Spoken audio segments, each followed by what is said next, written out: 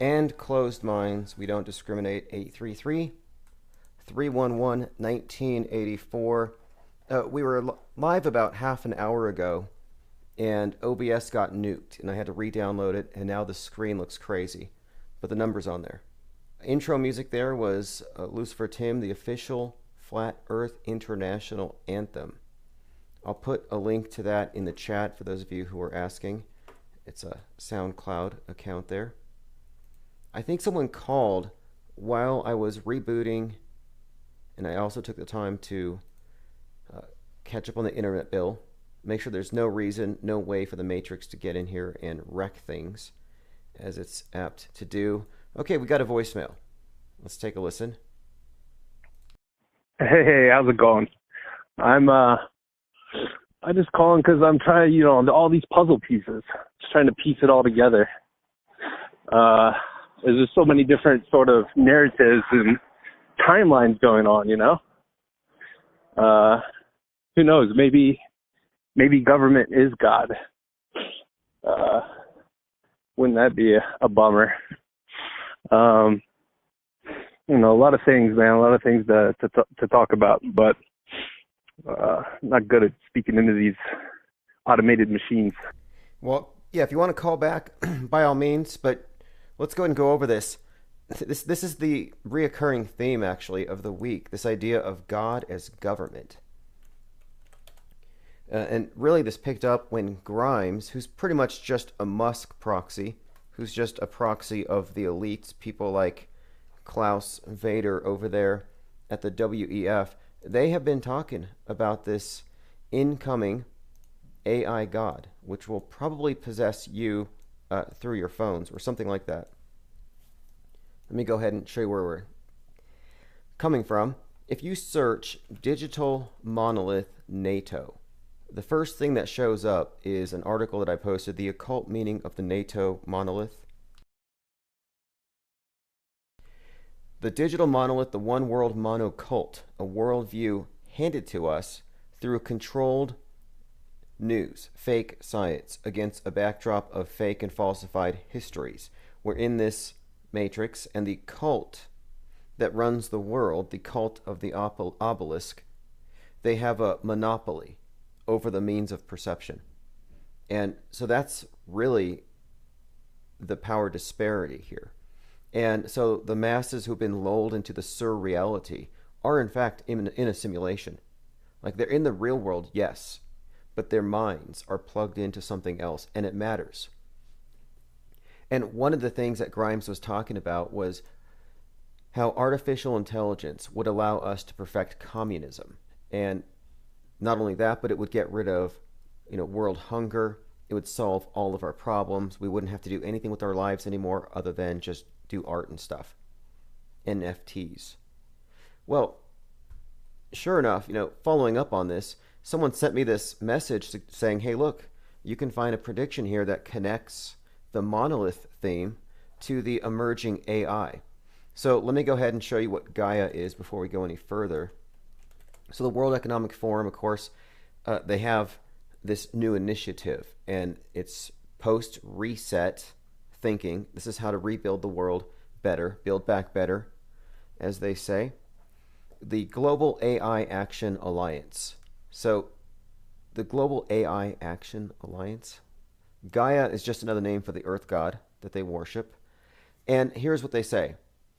They launched this initiative to advance the promise of, quote, responsible artificial intelligence. Look, we don't even know if there is such a thing, much less irresponsible versus responsible. But this has another meaning to it. There's another agenda here. But this is what was sent to me this morning. And this is where the caller, talking about government as God, he may be onto something here. So Bowie predicted the coming of AI in... You have this song, The Man Who Sold the World. I guess that's what it was originally called. So the song here is called Savior Machine from his third album, The Man Who Sold the World. Okay, so Savior Machine has some lyrics that seem to pertain to about right now. President Joe, now here's the significance of David Bowie really quick, and just to plug this all in. David Bowie is Space Oddity. He has a parallel story with Space Odyssey, the Stanley Kubrick film. Now, Space Odyssey has David Bowman, or Bowman. David Bowman eventually merges with the monolith, his consciousness does. David Bowie, David Bowman, these are parallel characters. He's kind of based on it. So here, in a David Bowie song, Savior Machine, and we're talking about the digital monolith in this context. Here are the lyrics. President Joe once had a dream. The world held his hand, gave their pledge, and he sold them a scheme for a savior machine. And it goes on about how its logic stopped war, fed the world.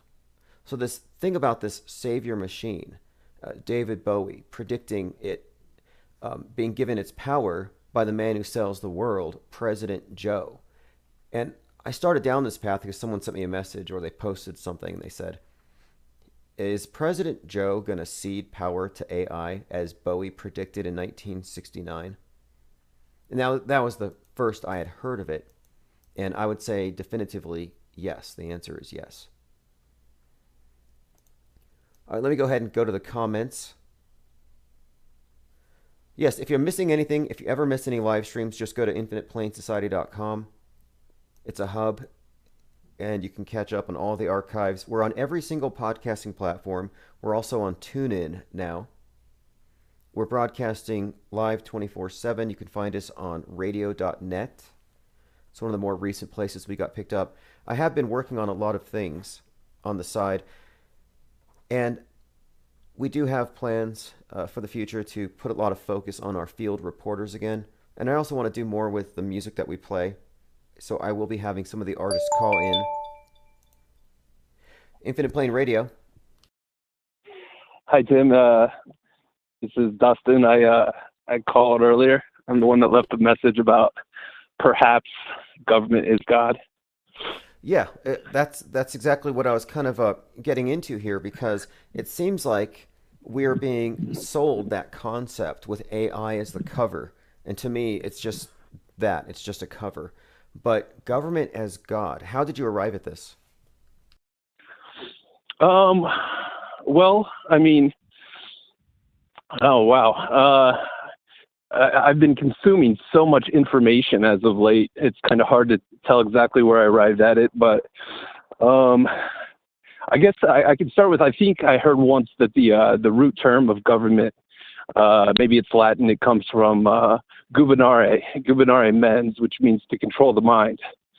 Ultimately, government as God, whether they're the ultimate God or whatever, I mean, God, I hope not. But well, I've been suggesting that government is the religion of the world, that it's disguised as something else, but it's become the de facto religion because it's been empowered by scientocracy, by a priest-like science class that can, an entire priest class that can tell us the world's going to end if we don't pay taxes to this governmental organization, to cool the temperature. The world's going to end if we don't prepare for space junk. So it does seem like government has taken control of the minds of people through the media.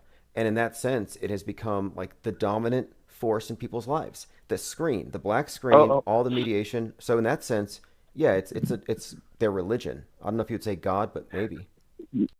Well, absolutely. I mean, they definitely have. I saw a post today where the Russian Orthodox Church, they basically said that if you don't take the vaccine, you're going to be condemned and there will be no forgiveness.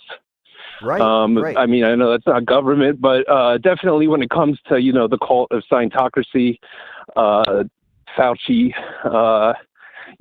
I've listened to, I'm kind of new listener, but I've listened to some of what you said. You're 100% on point. They've definitely taken that role.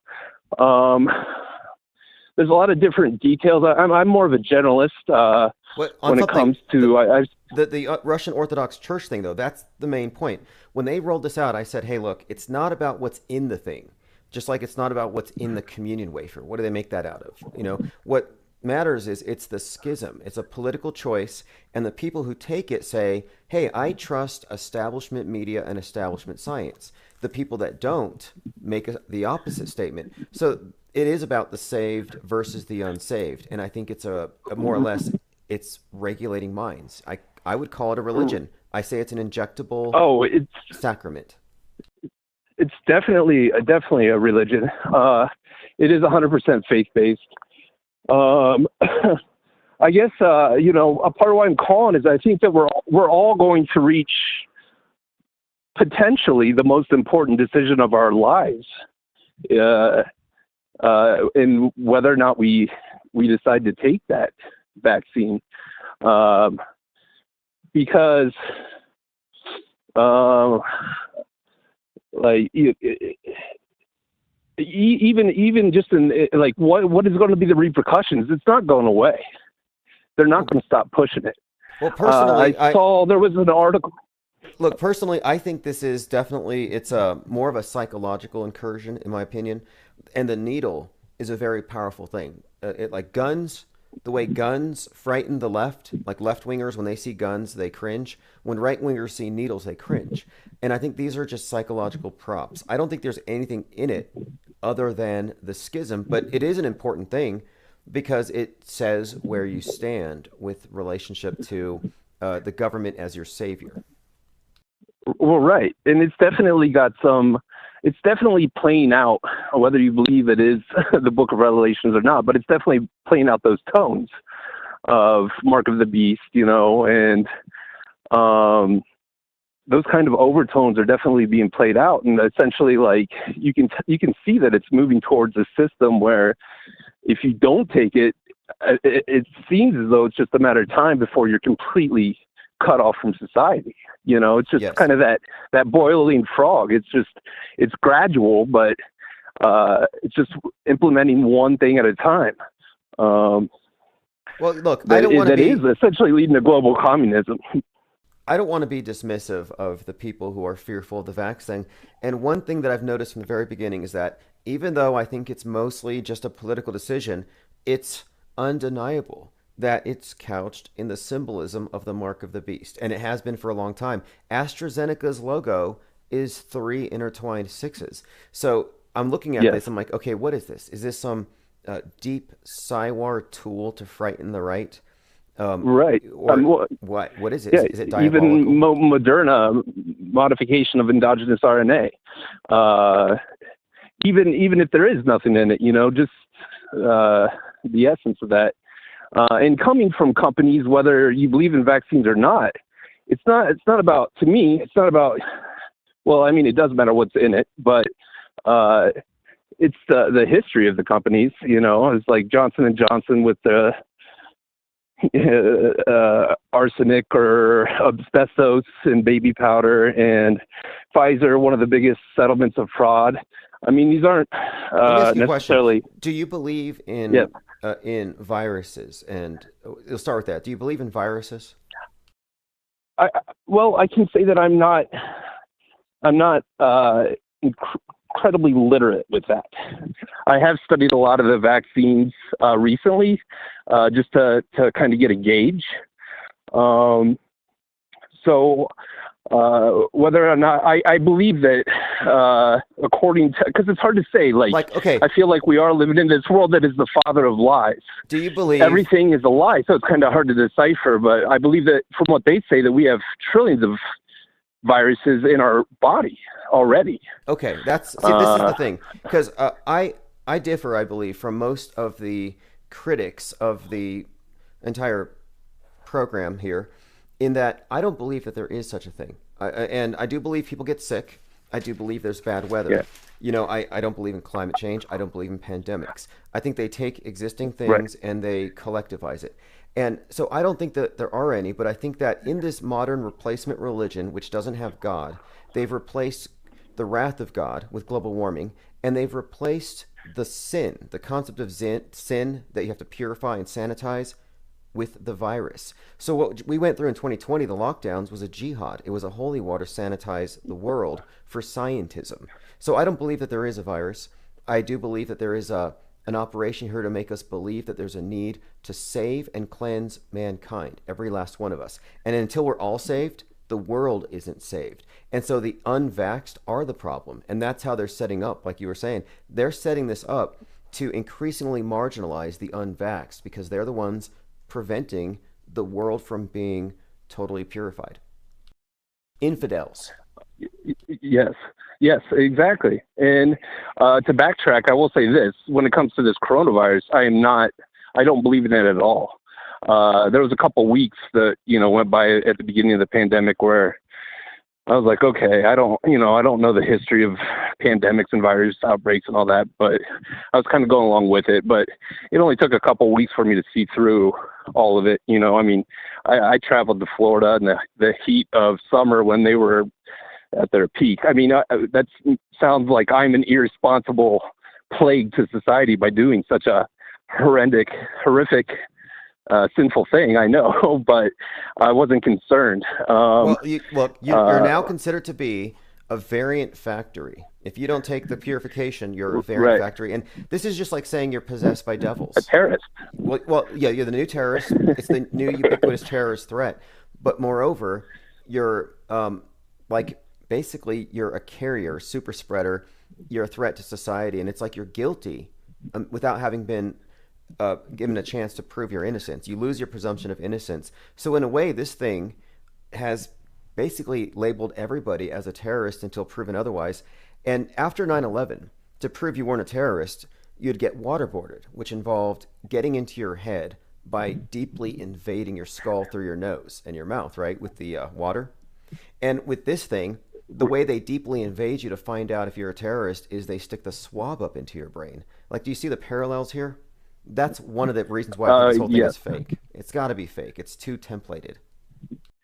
Right. No, I don't have any conviction over this coronavirus. But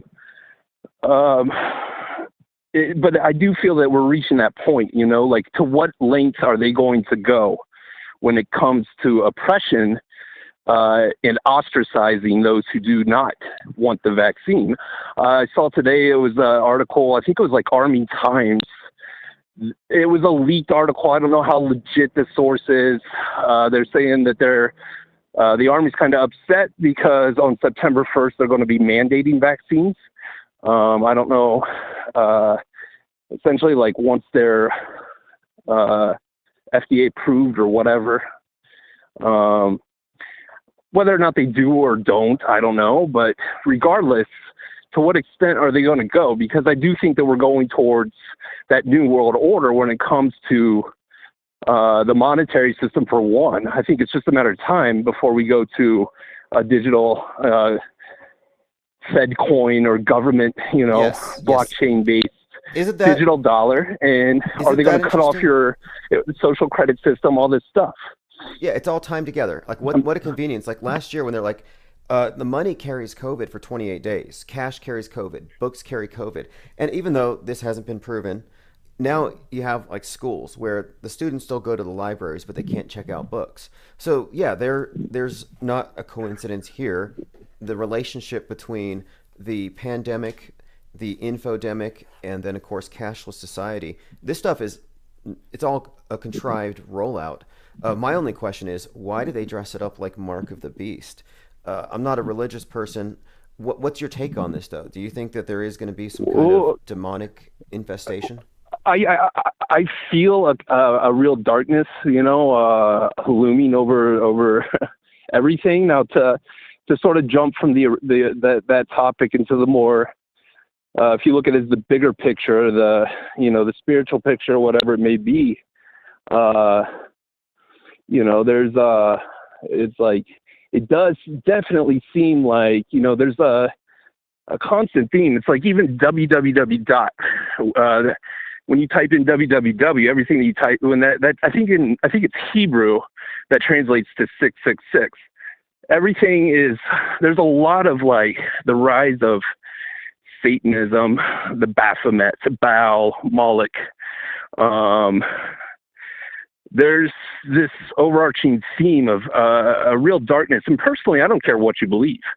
To me, except for to me, it's like your actions. I'm not going to stand for blood sacrifice, bringing back the Babylonian, system of blood sacrifice. I'm not going to stand for pedophilia, things of this nature, as long as you don't harm anybody else. And then also enslavement and things of that nature. Right. But there I does get you. seem to I be, gotcha. There does seem to be, and this is the part that I find so peculiar because QAnon is being roundly mocked by the media. It's being attacked. They're being impugned for everything. When you're really just looking at people who truly believe that the world is in the grip of an evil satanic cult and they're organizing on this principle. And it's like, well, what's so bad about that? Kind of like, what's so bad about truthers? They're treated like pariahs.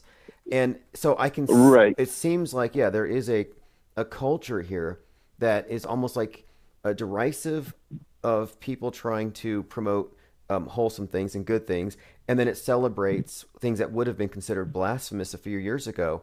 I mean, I'm not really a church lady or anything, but yeah, I can understand why people might be a little bit perturbed by the little Nas, twerking for the devil. But I mean, that's not all that different from Marilyn Manson, I guess. So it's like this has been going on for some time. Right. Yeah, and that's the thing, because I do think that ultimately, for those that live on for the next however many years, 10, 20 years, that we are going towards that AI. I remember seeing on PBS, it was a documentary called Worldwide Mind, and it was presented as that, a documentary that was, this is not, the PBS started with, this is not science fiction.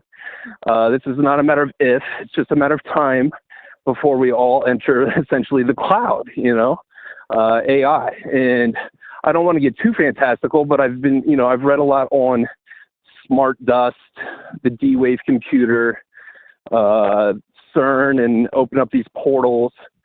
That's the part that's it's like, do I really want to share a global mind with like Biden and Trump and Elon and Bill Gates as my overlords? Right. I understand. Like, There's quite a lot here. I mean, it's impossible to deny the symbolism. It's there in our faces. It really stood out to me with the inauguration, with Lady Gaga and the Dove singing the inauguration dressed like something out of the Hunger Games. So they give us the symbols in the entertainment, and they give it to us in the news right after. So we make these connections subconsciously. But the symbol of the dove is the symbol of Noah. It's the symbol of after the flood. So it's post reset. And everything since then has been about post reset. And the World Economic Forum, which has the 666 in its logo, is talking about this global AI initiative they called Gaia, which is an Earth god name. So it's headed in this direction. It has been this whole time. The internet, it's like enter the net and the web. Like, has this been a trap the whole time? It looks like it.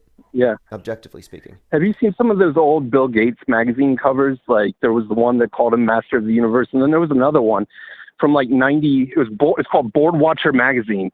It's got all the symbolism in it. He's got like a black box, Saturn's cube. What? Looking over a flat Earth. Okay. Oh man, Let me get into this really quick. Okay, a couple of things here. One, his father, who's probably a Nephilim, worked for a company called Black Cube for some time, and BlackRock Financial plays a huge role in all of this stuff, and everything about them is coded with Saturn 33, the Phoenix, and the Reset years in advance. So all of this is very fascinating. Here's a very insane-looking Bill Gates making a peace sign in front of a globe, Master of the Universe. Yeah. And the Board Watcher magazine cover was even more ominous. There was, it was 1996. I forget the exact date. The inverted 666 in a way, or maybe it was 99. It's either 99 or 1996. And it might have been 99. I forget. Found it. Found it. This is great. Boardwatch magazine, May of 1996, and resistance is futile. Here you have it says you will be assimilated. A couple of things Yes. here. One that looks like the cube from Hellraiser, for one thing. He's got the single eye symbolism. His This is very interesting. It's got the cube with Microsoft, and it's beaming down on the entire United States. Fascinating. Good find. Yeah. I'm not watching your video right now, so I can't see what you pulled up. But so it's been a while since I've seen that. But yeah, there was all kinds of symbolism in that. Um, and so like obviously this is planned out. Like the thing is for me, when it comes to that kind of symbolism, if it is possible, like it blows my mind, but if it is possible that consciousness can somehow be assimilated to this AI, uh, in whatever way. I'm not saying that there's a chip in the vaccine. It could be nothing. I don't know. To me, it would take the most alien-like technology anyway. The DARPA technology is what really blows my mind. Uh, whether it's if that stuff's even that's the thing for me. Is it possible? Smart dust. Is it possible? D-wave computers. Is it possible? But but yeah, to backtrack just a second. So what we were talking about, when it comes to them knowing all of this so far in advance, like even like 9/11 symbolism for the last 30 years prior to 9/11 in film, and then Yeah, it's this just is, I call this the like metascript. The best term I can come up with is the metascript, meaning that there is a bigger picture and you can see it, and you can see how it trickles down, but that certain outcomes were predetermined, that they're news bending decades in advance. And 9/11, I can just tell this by the look. In fact, I actually have a map I've done of all of the major psyops and the symbolism going back about 120 years or whatever, 113 years. And I kind of think that, yeah, we could actually point back about a century leading up to the end of the world being 2020, which it was the reset year, the end of the world, and they hit that button. And Bill Gates is a key player here, or at least what he represents. And this is clearly about what is being talked about right now, the AI thing, which is somehow right. our consciousness merging with the cloud. Is that even possible? The best I can answer on that topic is it's kind of interesting if you look into the unrelated but maybe related topic of magic and all the different stories and Right. accounts of the golem or entities, basically being called into matter. Like Frankenstein, for example. In fact, I think Right. Futurism magazine recently called Elon Musk Muskenstein.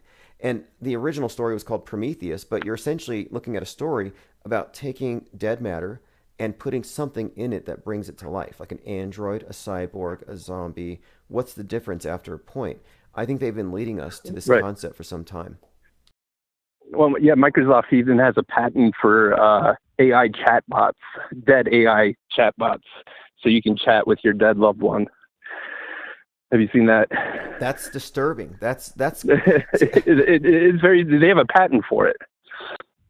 Yeah, but there's a lot of darkness. So I mean, on a personal level, I'm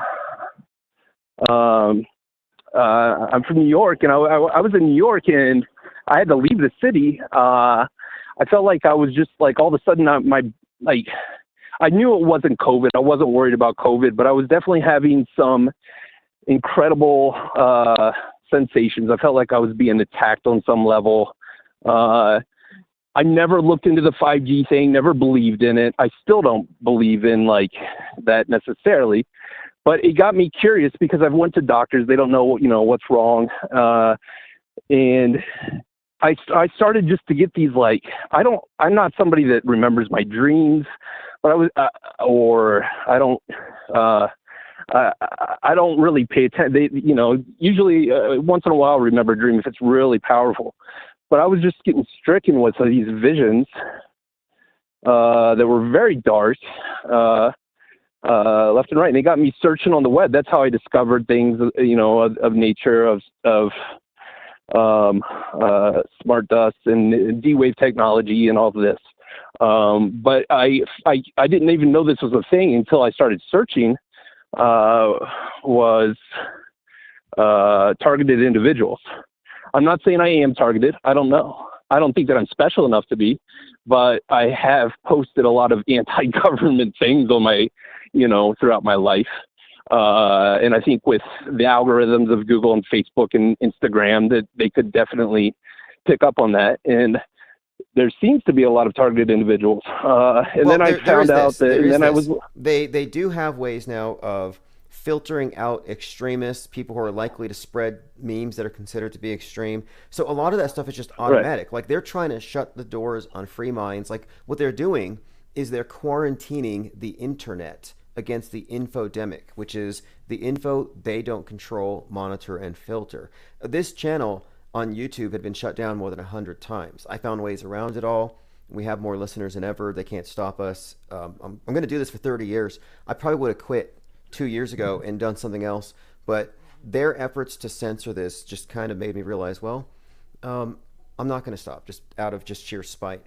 But basically, yeah, they do have ways of filtering out ideas and people all the time. But whether you are personally targeted, that's probably highly unlikely, just given the right. expense of it and the need for a warrant. But I can understand, though, the sense of, well, they put so much dystopia out there. The media itself is nothing but MK Ultra. It's meant to traumatize you. Right, right. It, yeah, I mean, it would take a little more in-depth conversation about exactly what I was experiencing and how I. Well, let's get into that. Let's get into that in case somebody here in the Right. chat has experienced something similar, because I've had other people call Well, on this topic of being TIs or targeted individuals or whatever. well, the only way, yeah, I mean, but I'm not, I don't necessarily want to, we don't have to go down that path of conversation. I was just bringing it up in relation to some of the things that are more, I don't know. I guess, in going, let me just go back to this, the government is God thing. Like, I'm not, and I've read a lot of mythologies, religious studies, but more on a generalist term. And when you mentioned the Nephilim before, and it seemed like, the story of Enki and Enlil and like, these ancient sort of gods is like, maybe they weren't necessarily like really gods like what we think, Was there an advanced civilization? Were we genetically modified back then? Is the government, are those people, I know this sounds crazy, sounds crazy me even saying it, but do they think that they're the Anunnaki or Nephilim? Do they believe that they are? Are they trying to fulfill that role of, basically altering, the human race? And through AI, through artificial intelligence, it seems like there's a great unveiling of things right now. It's just like there's so much information. It definitely is the Tower of Babel in our current state on a metaphorical level. And there's a great unveiling of information. And it's like I saw a preview for the Batman movie, and how it's one of the one of the main parts of the trailer was about blotting out and making your eye blind.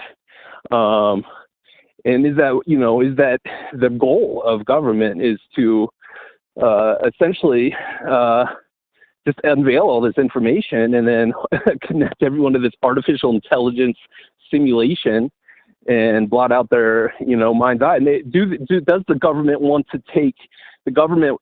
I don't necessarily think that they want to kill anybody. I think that they want to control minds. Did you notice the symbol within the new Batman series, Dark Knight Rises and forward, with the burning bat? Have you noticed that symbol? The burning bat? No. Yeah, like if you look at the moving poster behind Batman, you'll see the outline of a bat in flames, or you'll even see just like a burning bat logo. And what they did is they used a bat to make a phoenix, and the symbol of the phoenix is burn down, build back better. That's the formula there. But they used the bat, and this was predictive programming, years in advance, signifying that the catalyst for the reset would be something tying into the bat, and that would be, of course, the COVID. But yeah, I think you're right. This whole thing is, I believe, what they're communicating in the movies as well. It's all about the shepherding of the human race, and I think that people are controlled through fear.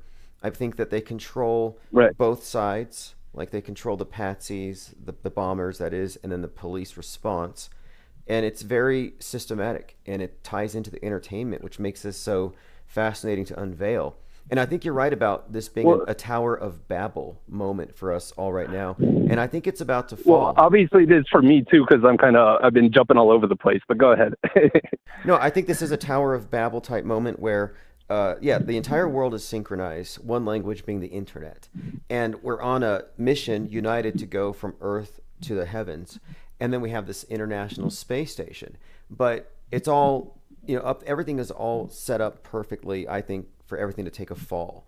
And that's kind of where I think we're at. As far as this AI thing, I don't really believe in AI, although I'm open to the concept or notion that maybe that there is Right. some type of I don't know, maybe they can fake it. You know how you can find all these stories or conspiracy theories about how they're going to have a staged alien invasion. Maybe they could Oh fake. yeah, Werner von Braun. Yeah. Well, it doesn't have to be aliens from Mars. Like maybe they can be aliens from Right. beyond wherever. It could be. It could be. It could be. It could be. Yeah. It could be the COVID, the magical non-existing COVID alien that is. It could be. Yeah. It could be Yeah. You're right. It could. It doesn't have to be that kind of alien. Well, this idea of, It of could be the. consciousness being uploaded into the cloud and all of that, that's talked about frequently with the same people who talk about going to Mars.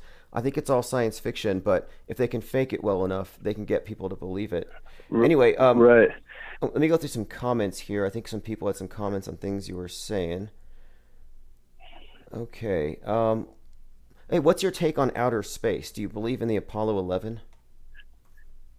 So, oh no, I definitely believe that was faked. I definitely think that Kubrick Kubrick fooled the world. Stanley Kubrick is a mastermind, but maybe somewhat diabolical, but maybe one of the greatest filmmakers of all time.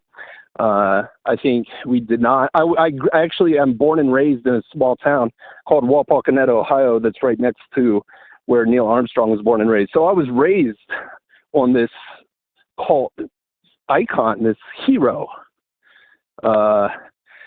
and yeah. Well, okay, Neil He Armstrong. inspired me. Neil Armstrong. And that was a Interesting. hard realization. Well, there's this theory that Neil Armstrong was like a Russian agent, that his real name was Yuri Gagarin, the first man in space, who died in a mysterious explosion in '68, and they couldn't find his body.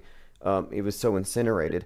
But there is an uncanny resemblance. Right. If you look at Neil Armstrong, he looks just like the first man in space. So there is a theory that yes, Neil Armstrong was a Russian agent. If you look at the pictures, it's hard to dispute that. But okay, now what about the idea of space travel in general? Do you think that's even real? Do you believe in the space Well, station? so this is kind of new to me. It's something I like. Okay, so like flat Earth and space, right? I've stayed busy a lot of my life. I explored a lot of uh, other subjects, I should say. I was programmed like we all were with the globe Earth model. I didn't even know that all those photographs from NASA were fake up until a few years ago. You know, I just didn't, it was something that it didn't even, I did from a younger age. I remember always asking the questions like, hey, it doesn't make sense to me that we're on this spinning ball going in a circle at 1,000 miles per hour and we're traveling the universe at 65,000, whatever it is. And we're also circling the sun and why are the stars always in the same place? So I'm kind of new. I would have more questions for you or about this, and I actually have come to feel that it's most likely that we are living on a flat plane. And I don't need all the physics and science to tell me why. I can just, it's like my eyes are open now. I can just, I actually feel stupid for ever believing what NASA sold us. Um, Interesting. Well, I had a debate recently with a major anti-flat earther, globe proponent, we could say, and they have answers for everything. It's such a perfect lie. Like a good lie will match all of your expectations. So you're not really going to be able to say that you have a comparable model or a theory that's even conclusive. But what caused you to arrive at this? Mark Sargent, the Bible. How did you arrive at the flat Earth topic? Netflix. uh, Neither of those. So it actually, so a period of my life, I worked with a lot of plant medicines. Plant medicines is what we call them anyways. Could be called psychedelics, I guess. Probably done 100 ayahuasca ceremonies, multiple San Pedro ceremonies. We did a peyote ceremony in the Bronx. I built a giant teepee that housed 70 people. We ran sweat lodges in Brooklyn. I've been to Peru. I've had Bufo Toad and Sapito. So I was more concerned with, I guess, inner space in a way. Right, right. I was Okay. more interested in that realm. And there was a couple of people, and actually, there's a lot of those sort of ayahuasca psychedelic experiences are so profound and vivid. And some of those visions that I had years and years ago were actually kind of, I'm seeing them now, that's on a more personal level, I should say, the more mystical level that isn't foundational in this third dimensional reality that we live in. But there was a couple of people that were in those circles that had mentioned and brought up flat Earth to me. And my base reaction, I didn't try to argue it, but I kind of like laughed at it in a way. And my perception at the time was like, doesn't matter to me if we live on a triangle or a hexagon or whatever, what Okay, matters wait. is this moment, this So, present moment, but it does matter.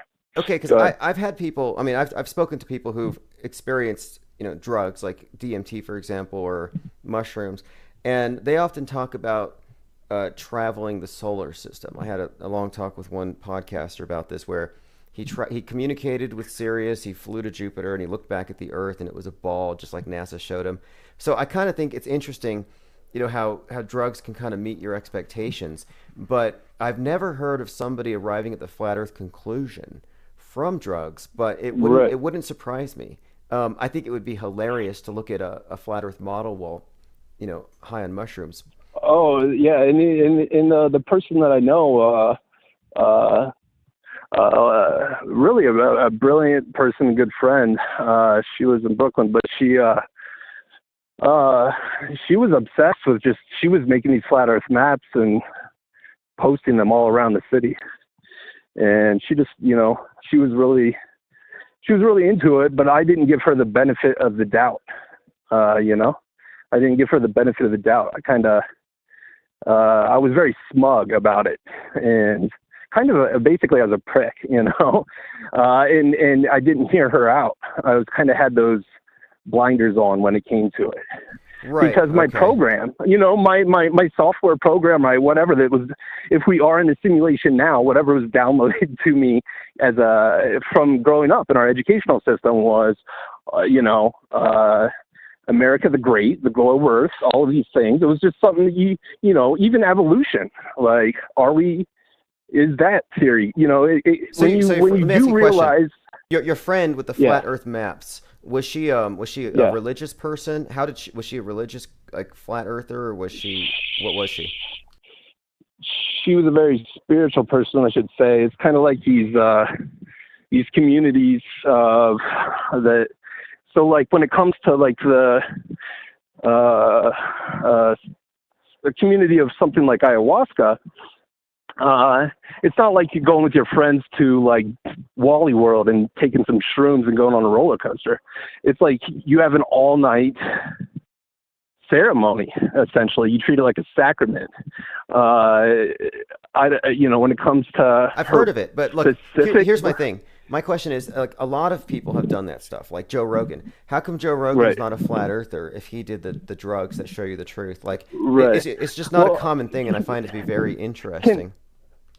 So can I'll be, if I'm gonna be honest and just like, I can't speak for her, but if I was to, just knowing her, I think that she went down the conspiracy rabbit hole and probably came across flat Earth. From going down that rabbit hole. I don't know that it necessarily had anything to do with her psychedelic experience that led her to believe this. I see. Well, it's all good. I'm just curious. I find it very interesting to see how people Right. arrived at these things. For me, I was actually looking into all of the fake school shootings, and I was analyzing the characters that do the shootings, the patsies, and their symbolism and how they're presented. And so I was just doing this analysis of all the shooters, and I kept finding comments in the chat where people said, "Don't look into flat Earth; it's a distraction." And anytime people tell me not to look into something, the first thing I do is That's where you're going. so I looked into it, and but there isn't I mean, there are so many problems with the way that it's been promulgated because the way that it's described in the media isn't accurate. But what would you expect? They have an agenda there. But because from the media's perspective, global warming is settled science, and so if that's your starting point, then you're not going to see anything outside of that box that you're in. All right. Well, anyway, this is Yeah, I think I think if this is sort of like something really dark, then I don't believe in the climate change. These guys are probably going to jump that ice barrier, and meanwhile they're going to take that Chinese artificial sun and that giant magnet that they have and torch this side and create the Great Lake of Fire. I'm not trying to get dark, but I just feel like they're trying to recreate the Book of Revelations in some way, shape, or form. And they got their seed bank in Antarctica, and I feel like they got their, if they are going down that route, they've thought this far ahead. They're gonna, who knows what. It's hard to figure out.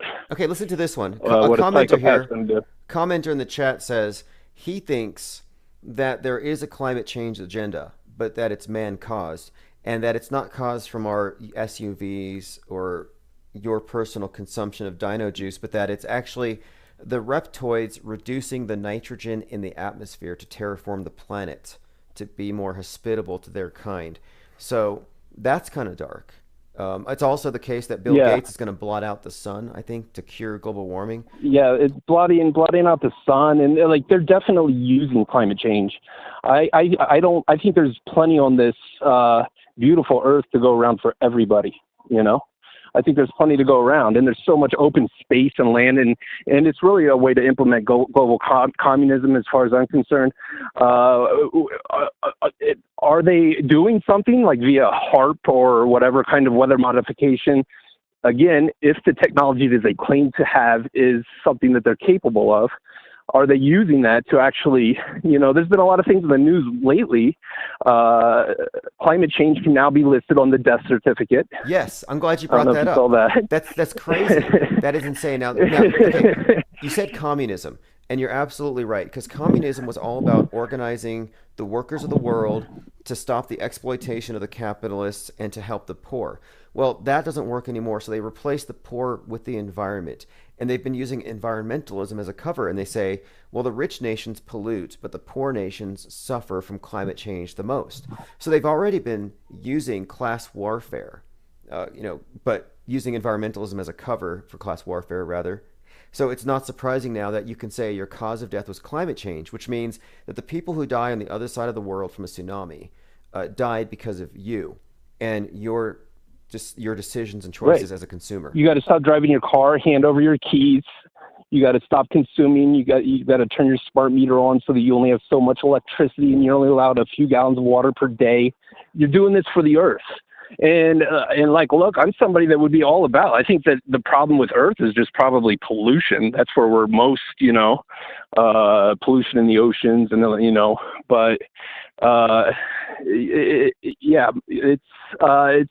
they're twisting people's hearts who really do have a love for this planet in Mother Nature. Yes. And they're exploiting that love into this, you have to make a sacrifice, you're a sinner. And on that level too, there's many realms where they're playing God and who is saved and who's not. You nailed it here. To be saved, look, every time you recycle, you're actually doing it. This is a retake. It's a it's basically a new iteration of confession because you're taking your consumer decisions for the week, you're separating the bad from the good, the sinful from the righteous. And then the righteous ones are the ones that get recycled.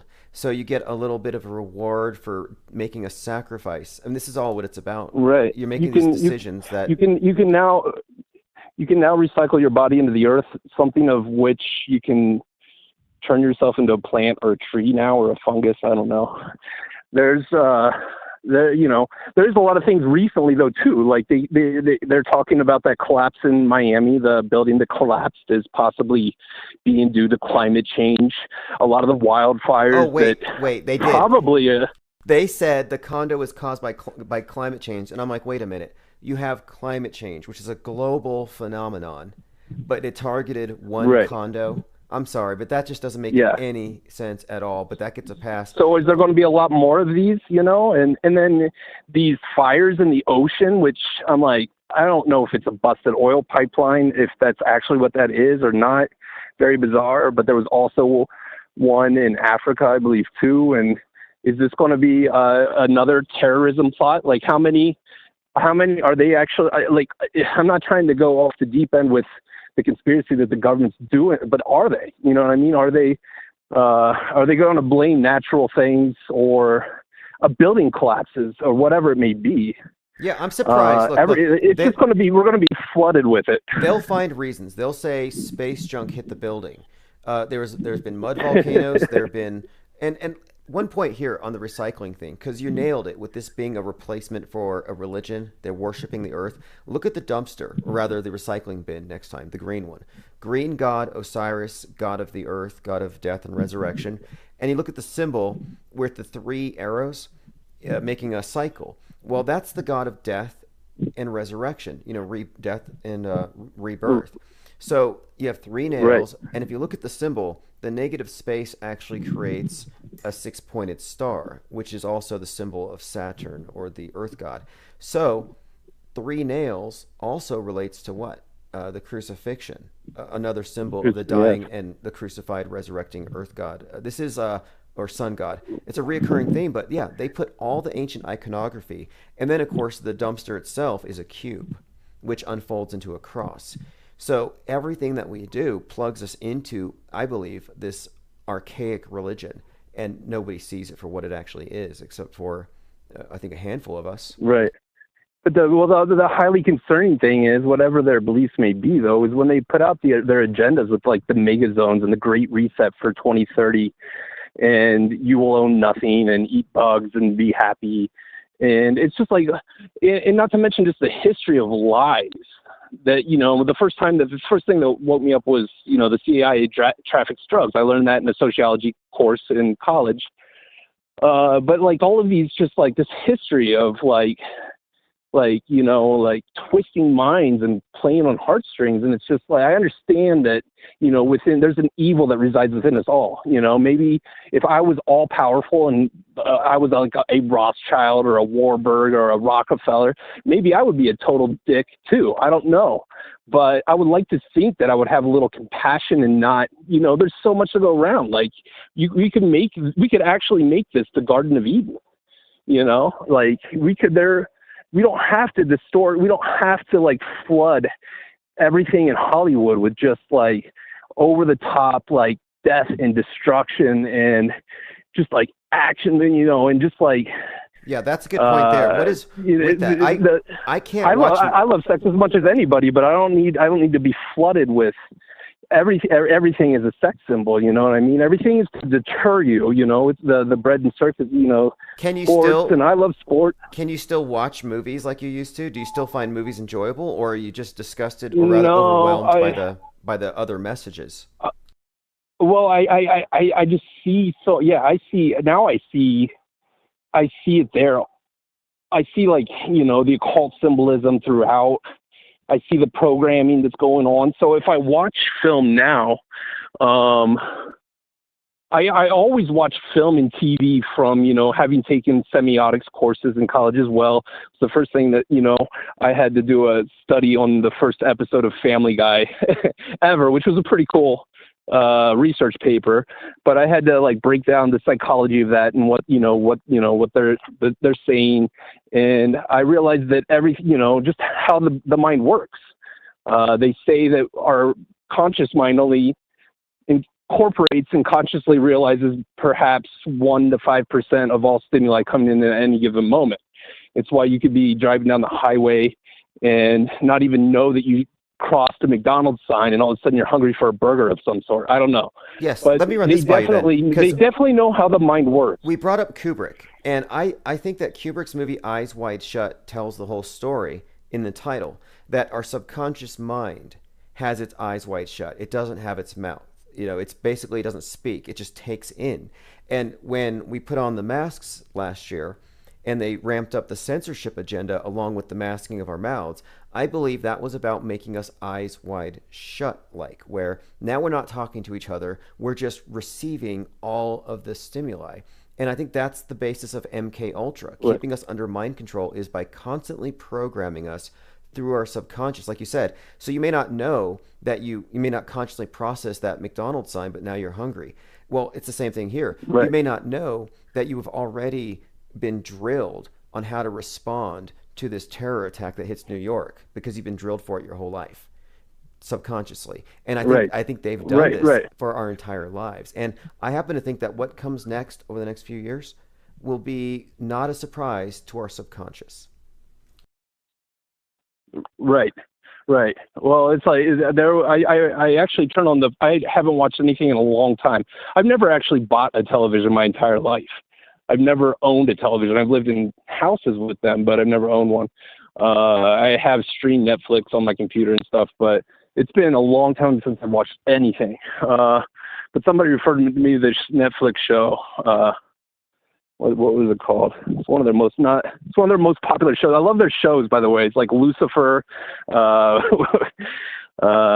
can't think of it at the moment. Oh well, it doesn't matter. I've seen. Look, anyway, though, in the show, it's sort of like a post-apocalyptic thing. There's a virus that wipes everybody out, and it starts off with the one of the first scenes is they're saying that there's a giant fire that some people are still alive in the fire, and I don't know. I feel like there's predictive programming going on with that. But, oh, sure. I mean, look, Netflix. All the virus stuff that came out. Netflix is a scrying mirror. If you want to know what the future is, watch Netflix from the year prior. I watched everything on Netflix 2018, 2019, just to know, to read into it, to see what they're communicating to the masses, to prepare what they prepared us for. Oh, absolutely. Did you know that I think I don't know the exact relationship, but the owners of Netflix are like the nephews or grandchildren or something. It's not nephews, but something blood related, specifically in the lineage of Sigmund Freud and Edward Bernays, the father of propaganda. Wait a minute. Let me see this. It says I've got to find out about this if this is true, because I actually have a clip here, a screen cap from something Edward Bernays wrote. I heard this before. I'm looking into the connections, because if there's any connections with Edward Bernays, that family. Yeah. This is something that I saw like a couple years ago, so I don't remember the exact name. I don't know if there's multiple owners of Netflix, but I think it's like the main one. Yeah. I don't remember the names, but they are related. Look, either whether a paternal great uncle of Mark Bernays Randolph was Edward Bernays. And we're talking about the first CEO of Netflix. So yes, the first CEO of Netflix was the great nephew of Edward Bernays. That's incredible. And that's, of course, the guy who gave us Propaganda and the Public Mind, which they're the masters of it. They're the master. He is just like he basically was. He knew they knew way back then exactly how they can steer the mass consciousness and even cultural movements such as Black Lives Matter or whatever, or the transgender movement or whatever it may be. And they can do that at a whim. Oh, it's just called propaganda. Like maybe a few years of indoctrination, Yeah, the public mind in the making. And you're right. This was the individual who basically engineered women smoking cigarettes, associating that with liberation. I think they made breakfast bacon a thing through the use of they did bacon and eggs. Calculated actions. He took it was like the St. Patrick's Day parade. He took 5 five women at the time that were very high class. I don't know if they were actresses or popular or famous at the time, but they were very well dressed, very, considered beautiful and sexy at the time, and took them in the middle of St. Patrick's Day Parade. I believe it was St. Patrick's Day Parade, maybe in New York. And he also set up the press at the time, and he had them all light up cigarettes at the same time. And boom, just like that, it's like sold. Well, here's a quote. Propaganda is the executive arm of the invisible government. And then his great uncle starts Netflix. And look, right before COVID broke out, Netflix had a 5-part series called Pandemic, where they made heroes out of the frontline nurses, and they told us about PPE and everything else. So, yeah, Netflix to me is just an extension of the news media, and it's what softens us up for whatever's going to be in the news. Oh, they're Netflix and Hollywood in general, as well as the mainstream media. They're the orators. They're the priests of our day. They deliver the sermon in one form or another, in many forms. Well, look, I look at this too. You said you haven't purchased a television, but the symbol of the TV, I think that's the monolith. Like, I take the word monolith to mean monolithic. So let's say you have an entire society based around one book, like a Bible. That would be the monolith. Well, I think the new monolithic viewpoint giver is the screen, after they've, of course, put their filters in place. And it was the television screen. Now it's just the Netflix screen. But that's the device that gives the accepted world view. And everybody's getting on the same screen. And the more they censor, and they're ramping it up, the more they censor, the more what we all have on our phones is going to put us all on the same sheet. We're all going to experience the same simulation. I mean, it's a trap. Yeah, it's just book burning reinvented. It's no different than just burning books, and rewriting history as well. Oh, yes. To the victor goes the spoils. Just like 1984, Ministry of Truth. Only now, and this is what's fascinating, is that at NATO, they were out there worshiping this big digital monolith. And I'm like, that's the perfect symbol for the one world religion's Bible, which is the mass media, because they can always manipulate it. They can always change it, and they don't have to physically burn books, which is bad for the environment. They could just digitally do it, and they have been for years now. Yeah. Yeah, and I think, especially if they do end up trying to implement this social credit score, coming from New York, I'm not in New York now, but I know that Andrew Yang was a big proponent of that. He's running for mayor. If they do implement something like the social credit score, well, one, I'm fucked. Excuse my language. I'm totally screwed. But that's going to put everyone in compliance. If they cut off your funds in some way or shape or form, or cut off your travel, or cut off your, because you made fun of Mark Zuckerberg. Speaking of symbols, him sort of skyboarding across, sky surfing, or just surfing across the 4th of July weekend. Did you see that video? He was using a hydrofoil, and when I first saw it, I thought, man, that looks like Zuckerberg. The last time I saw him, but no, he's using a hydrofoil with an American flag. He's catching a lot of hate because I guess it's because he's a tool of the Chinese government, people think. But it looks fake, but I think it's real. What's your take on it? I don't know. To me, the symbol, I don't know. I think that there's a huge, the transhumanism agenda, the technocrats. To me, this is just what intuitively popped in my mind symbolically, was that this is sort of the, Zuckerberg's face of this sort of transhumanist agenda, or the technocrat agenda, and the big tech takeover, and him and Elon Musk. And to me, it symbolized he's just like in a way, he's holding America in his hand, Well, he's holding that symbol of the flag. It was very symbolic. This is another example. You're right. It's been a picture of it. This is another example, though, of a character like Elon Musk, too, who was created, I think, in fiction first. And they give him, they basically prepare us for these characters. And I don't think it's a coincidence that people often liken Mark Zuckerberg to a cyborg. And at times I wonder if he's a sinister guy. Did you hear about his goat killings, where he names his goats after things he doesn't like Bitcoin? I don't know if you heard. No, I did not hear that. Yeah, Zuckerberg had a goat that he named Bitcoin, and he said at any time he can kill Bitcoin. That was something he supposedly said. And yes, Mark Zuckerberg named his Whoa. goat Bitcoin, and he did this as a way of, I guess, Well, I mean, if Elon Musk can really crush Bitcoin, not kill it with just a couple of tweets, then who knows what kind of.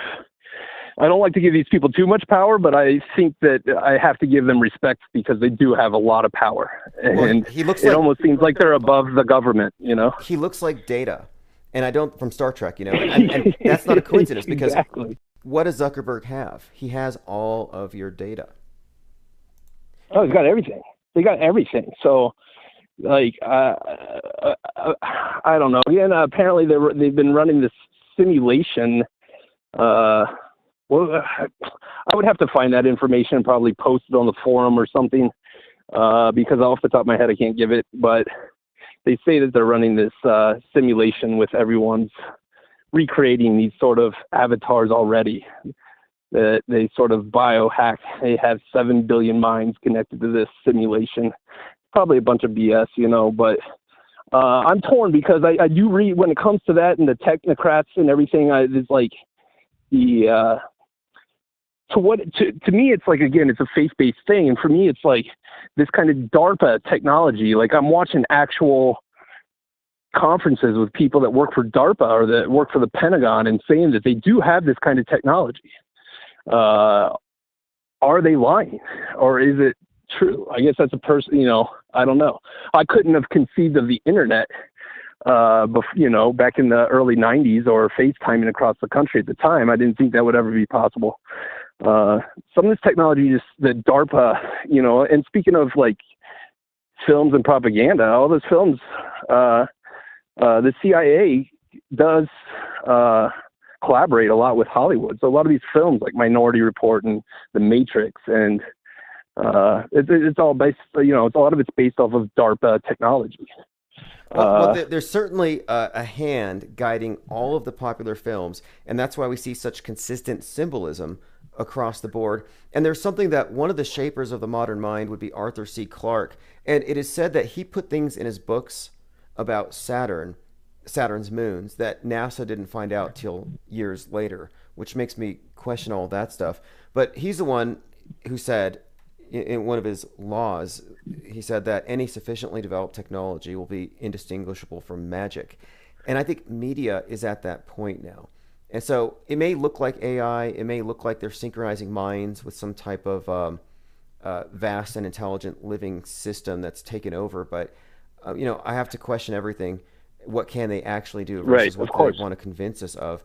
But then again, like as we talked at the very beginning of this conversation, when you look at like the vaccine stuff, it's hard to deny that everything is covered with mark of the beast symbolism, and there's all kinds of right. Like why even put that in there? Why even, if you really want to help people and heal people, and if going from their narrative that this virus is real, why wouldn't you be incredibly convincing and put nothing that, it's like, I don't know that it's actually in there, but there was, the thing going around with like luciferase, which is something that they use. I'm not saying it's in the vaccine, I don't know, but Lucifer erase your light, and that's something that the Pentagon, it's one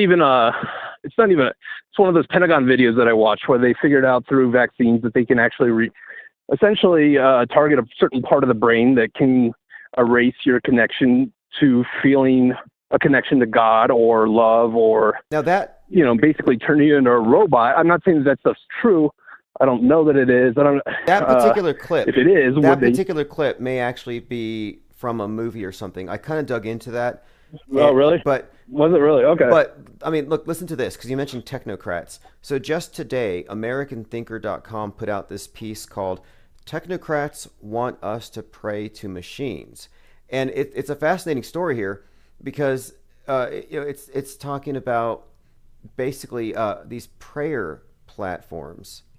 Basically, so you could, and this is right out of THX 1138, where, and even NBC, the website NBC, they have a part on their website where you can confess your climate sins. So you can say, oh, I didn't recycle this week.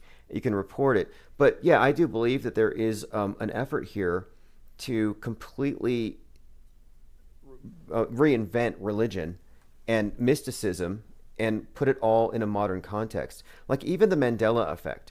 I don't think that's real, but I think they want us to believe that D-wave computing can somehow affect reality that way. I think that there's this, again, it's a worldview that's being put throughout the entire world, and COVID really helped kick it off because that's the new version of sin. But I think that there's a great interest in having us all believe that they got some kind of mysterious God. They got some kind of mysterious God, that backs their actions. So they may be reinventing God. I'm just saying when they do, it's probably fake. Yeah. Well, I just hope that they never have that kind of technology, because that's my biggest concern. Not that I'm concerned about it being in the vaccine per se. Even if the vaccine is, it could be just a sugar pill, and it could be like a standard vaccine that they typically use. Yeah, I don't have. Look, I don't I have don't any. feel a need for it. I don't have any fear of it. I have to say this really quick because for some time I have been trying to make this point that last year most of the people who believe the mainstream, or all of the people who believe the mainstream, were terrified of the virus, and they wore the masks. They wore ridiculous levels of PPE, and they were laughable. The people who didn't believe in it laughed at them. Well, now here we are, full circle, and now the virus is gone. But now the vaxophobes are like, oh no, the fork is going to stick to me because they're magnetic, or they're shaking on Instagram. So, I kind of think Right. that there is nothing to fear about the thing. I think it's purely political. I hate to keep repeating that. However, the only point that I think is worth raising here is that despite all of that, there is apparently some kind of effort to couch everything with Mark of the Beast and ominous symbolism. Not quite sure what to make of it all, but I haven't seen I think anything. I think it's really a war on the free thinkers. I think in a way they kind of want to sort out who is easily brainwashed, who will just put on the mask without question, who will think for themselves. I think the biggest threat to the establishment, or whatever you would call them, are people that think for themselves and see through the bullshit and see through the lies, or at least question it, Well, they've already they've isolated those demographics. I think this is one of the reasons why they have so many clickbait stories out there, clickbait conspiracy theories, ways that you can just get into a discussion. Right. Like you could have an innocent conversation about the QAnon topic, even as a skeptic, and you'll face censorship. Right. So yeah, there is this book burning, shrinking of the universe of ideas that's going on all around us. And that's one of the reasons why I keep this channel up. I don't believe everything or endorse everything that I hear or discuss on this channel, but I feel like, we're keeping the light of civilization alive because at least we're not supporting the idea that we should burn ideas that we disagree with. Right. And that's the big thing about freedom of speech. But let me ask you this. What is your take? Because I noticed this ever since WikiLeaks, right? And all this data dumpage. And it's coming like Project Veritas, and I think a lot of this data dumpage, initially, even the QAnon thing, there's, maybe it's considered conspiracy. I think, the Q thing is, I think I saw that it was maybe, it's an old Bolshevik sort of tactic. Yes. I don't believe in the whole QAnon conspiracy. It's a fake anti-communist thing that they repackaged. It's Operation Trust, right, where they said, how do we find all the enemies of the Communist Party? So they created this very intriguing conspiracy theory that it's an alternate reality game. And it worked. Because if you notice, last year, right, all of the people who were sympathetic to Trump or believed in this deep state thing, they signed on to Parler. And then Parler was hacked. Well, to get into Parler, you did have to give up your driver's license. You had to give up a lot of personal information. So that was a big trap, I think, and now they know everybody's thoughts. Oh, I think when it comes to the whole thing, I think, to me, my this has always been my political standpoint, that presidents are kind of puppets in a way, and they're just actors on the big stage. I think it was Marina Abramovich who called Trump the great magician. These people that come from the occult or whatever, they look at him as the great magician. And to me, I was like, well, that makes perfect sense, because you take somebody and you make him look so silly and stupid in the public eye. Like, whether you're for Trump or not, you got to admit that there's things that Trump does that I'm just like, God, what a douchebag. Or he just sounds so, like, even if it's the drink bleach thing or what, his silly tweets or whatever. And they just, people didn't like his ego. They don't even know his politics. So he becomes they make him out to be such a buffoon that guy could come out and speak the total truth. And everyone that is essentially against Trump on the liberal side, and he will automatically dismiss him, whether it's hydroxychloroquine. I don't know if that really works or not, or whether it's masks don't work, or whether going against Fauci. On the Trump thing, Trump derangement syndrome, Trump, like many of the other characters we discussed tonight, he is a world stager. That is, his storyline, I think, was already planted in our minds. It is not a coincidence. Actually, it's an open thing. He admitted it. The creator of Back to the Future, which had its 36th anniversary a couple days ago, the creator of Back to the Future based Biff Tannen the Bully off of Donald Trump. So we were trained already to have Trump derangement syndrome when we met the guy on the world stage. And so I think these are programmed responses. And Marina Abramovich, she called him a magician. And the word MAGA is interesting. That's actually the rank, the 5th degree Satanist in the Temple of Set is the MAGA. Because, MAGA it's also the feminine form of Magus. So that's kind of an interesting. Really? I didn't know that. Well, I have heard it. Yeah, I did know about Magus, but I didn't know about that MAGA being. I know that Trump's. Well, these are the big things for me. Like, I don't know. Trump is like defunding the World Health Organization while he was funding Bill Gates organizations on the side. But then also, like, he was in business deals with like Rothschild's members, and then also his mentor, I forget his name. His mentor was a big mafia guy that was indicted for like pedophilia. I don't know if he's indicted, but he's got a lot of history with Epstein as well. I don't know how deep that rabbit hole goes, but I definitely think that regardless of where that rabbit hole goes, that Trump definitely. I mean, I've heard that he's like Scottish Rite Freemason, I've seen him, with like all of those presidents do the Zionist thing and put on their, Well, let me run this one by you. I don't know. Okay, I don't trust that guy one bit. Okay, so like, biblically speaking, you got the Whore of Babylon, where she's got Babylon the Great on her forehead, and of course she's got the scarlet.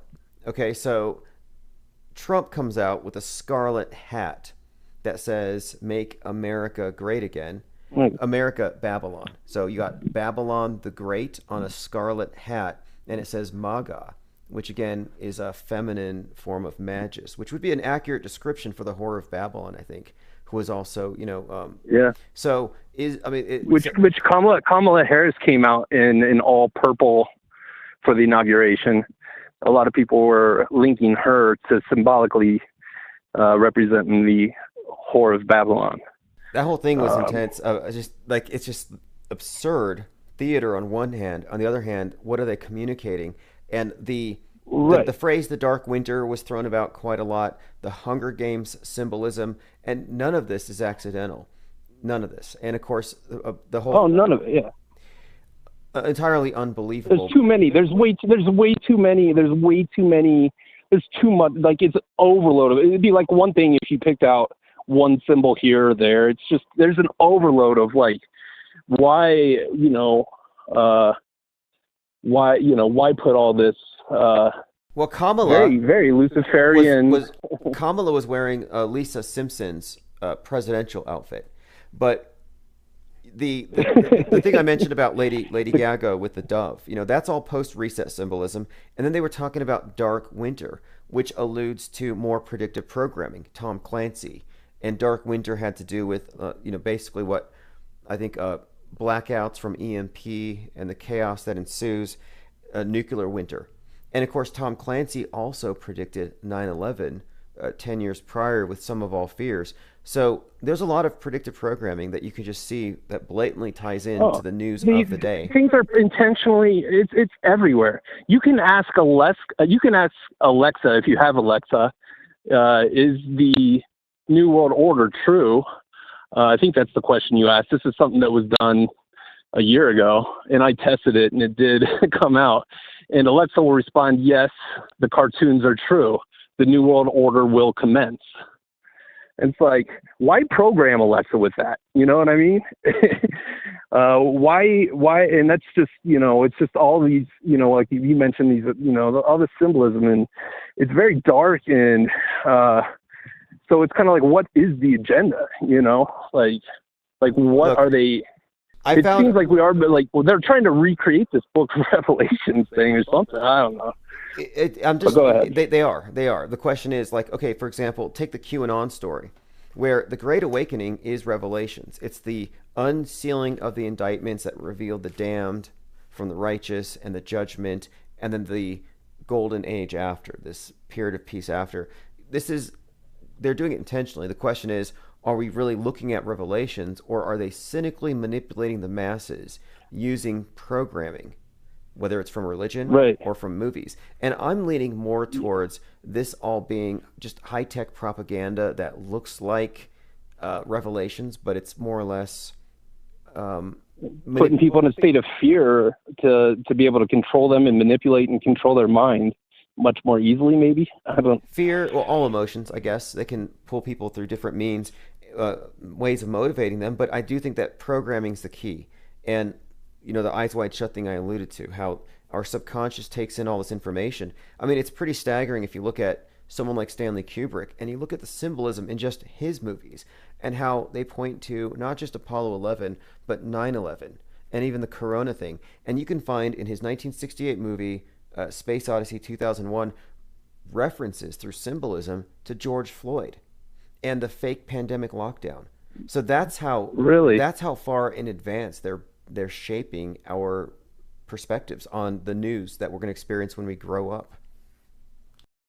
That's almost mind-boggling, though, that they've, you know what I mean? I will give them credit for this, to have the discipline and patience and fortitude and foresight to carry out such a scheme plan, Well, yes, exactly. It's pretty intense. That George Floyd thing was definitely a Masonic ritual, but go ahead. Yes, it was. And that's where this thing gets so intricate, because everything with Stanley Kubrick that relates to 9/11 even relates to architecture. Like, for example, the Millennium Hotel, the Millennium Hilton, which is designed to resemble a monolith, was built there at Ground Zero, and it witnessed the Ground Zero destruction. And this was foreshadowed in his film. And this is just a reoccurring thing where, even in The Shining, there's a scene where the two twins are standing by a Bell telephone tower while the kid Danny's throwing darts. Well, that matches the alignment of the Twin Towers and the Bell telephone tower. So they got a phone booth that represents the tower. They represent the Twin Towers. Things like this, that one would be a coincidence. Two, I guess, two coincidences. Oh, yeah. But there's about eight of them. There was a documentary. I saw this a long time ago, and I definitely know what you're referring to. It's just not fresh on my mind, but I think it was called Kubrick's Odyssey. Have you seen that documentary? I haven't, but I've been looking through a lot of these types of articles. So that's a really good, that one specifically goes through the references, and it goes through even in The Shining. And then, of course, the Eyes Wide Shut and Space Odyssey. Yeah, the Kubrick's Odyssey, I think is what it's called. It's like an hour long, but it definitely goes through a lot of the symbolism of 9/11 and all of that. So exactly what you're saying. So then, so what you're saying, what we're seeing here then is, let's say you grew up watching, you watched The Shining or whatever. Inexplicable movie, makes very little sense. It's traumatic and shocking and crazy. Well, then later, you see 9/11 happen. Well, all of these connections between the emotions you experience in that movie, which I would contend is the MK Ultra, mind control ultra, where they're using trauma to Right. program you. For the masses. And I think that that set of emotions and feelings would be transferred. You would feel something identical. Like, I think what they're doing is they're setting your expectations so you respond in a very specific way. And so the image of the plane hitting the tower would therefore be recalling images of the emergence of the this space age. And you can find in the iconography clues where Kubrick has the spacecraft going into the space station that they have with these twin cylinders. And it looks almost identical to the setup of Flight 175 speeding into the South Tower. And this is one of many examples of where you could only call this predictive programming. Dr. Strangelove had predictive programming for the treetop level flight of Flight 77 hitting the Pentagon. Wow, I didn't know that. I'll have to go back and I don't know if I remember that from the movie, but yeah, from the documentary. It's interesting. Well, in Back to the Future was definitely a huge one because I definitely had to go back. There's a little like 15-minute sort of YouTube video or BitChute video, wherever you find it, on the symbolism of 9/11. It's woven throughout that entire film. And it's really everywhere, like the cartoons and yeah, it's definitely been a planned out thing for a long, long time. Yeah, and check this out. There's just too many of them to. So Kubrick had a film called AI, which was completed by Spielberg, but this is kind of all very interesting, this AI thing, because the numerology there is 19. A is 1, I is 9. So you got September 11th, which of course 19 hijackers. 19 years later, COVID-19. And now the big agenda is AI, which is another 19. So there's a pattern here of resets being precipitated by something with that code attached to it. And I remember reading about the PNAC group talking about needing another Pearl Harbor as a catalyzing event right before 9/11. Well, it turns out Pearl Harbor was actually called Operation AI. So reoccurring theme decades back, and I'm saying that this AI thing that you brought up originally is part of whatever the next big agenda is. Yeah, well, that's why I'm wondering though if maybe they do have that kind of capability, and at some point they do want to connect people to the hive mind, or perhaps they're just I don't know. Is there that's what. Not that I'm concerned necessarily that kind of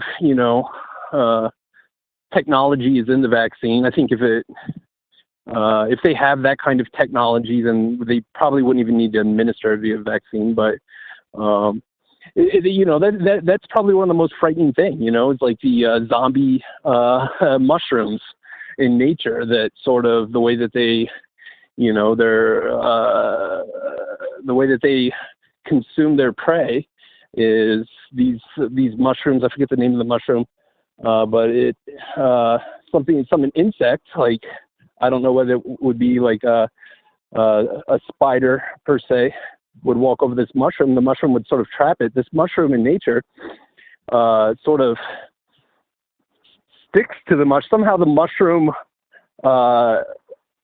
overtakes its neural circuitry and moves it along. The mushroom moves the spider to where it needs to be to thrive in a better environment. These sort of like zombie mushrooms, that kind of invasion of the body snatchers. Invasion of the body snatchers. Okay, Okay, I'm actually glad you brought that one up because that's the other side of alien invasions. You got the high-tech craft coming from somewhere else, and then you have the internal invaders. In fact, when Putin revealed that they had a vaccine, they called it Sputnik 5 back in August of 2020.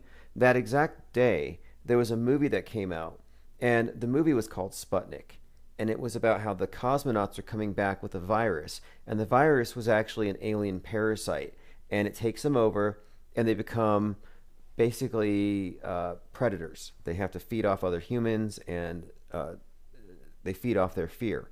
But anyway, it's a movie that came out last year called Sputnik, and it had to do with this idea Really? of these viruses that take over your body as a brain parasite.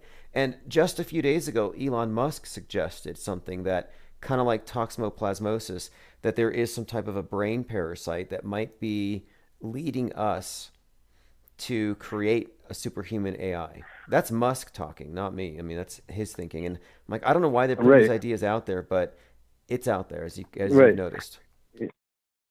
Yeah. Well, definitely. Yeah. Musk, even with the RNA technology, uh, he said that, with the right DNA sequencing, we can essentially transform you into anything that we want. We can turn you into a freaking butterfly if we wanted to. So it's just like, it's very creepy things for them to talk about, and then I'm sure everyone knows about him referencing, AI is through summoning the demons and the devils.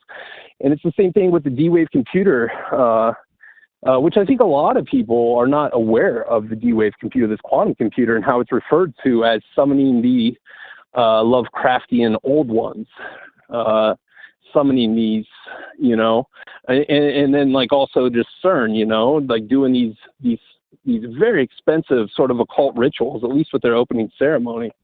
Okay, CERN And CERN the does claims happen. about opening gateway. They do have their 666 logo. That's right up in your face. Now there is something to this though, because Elon Musk did say we're summoning the demon with AI.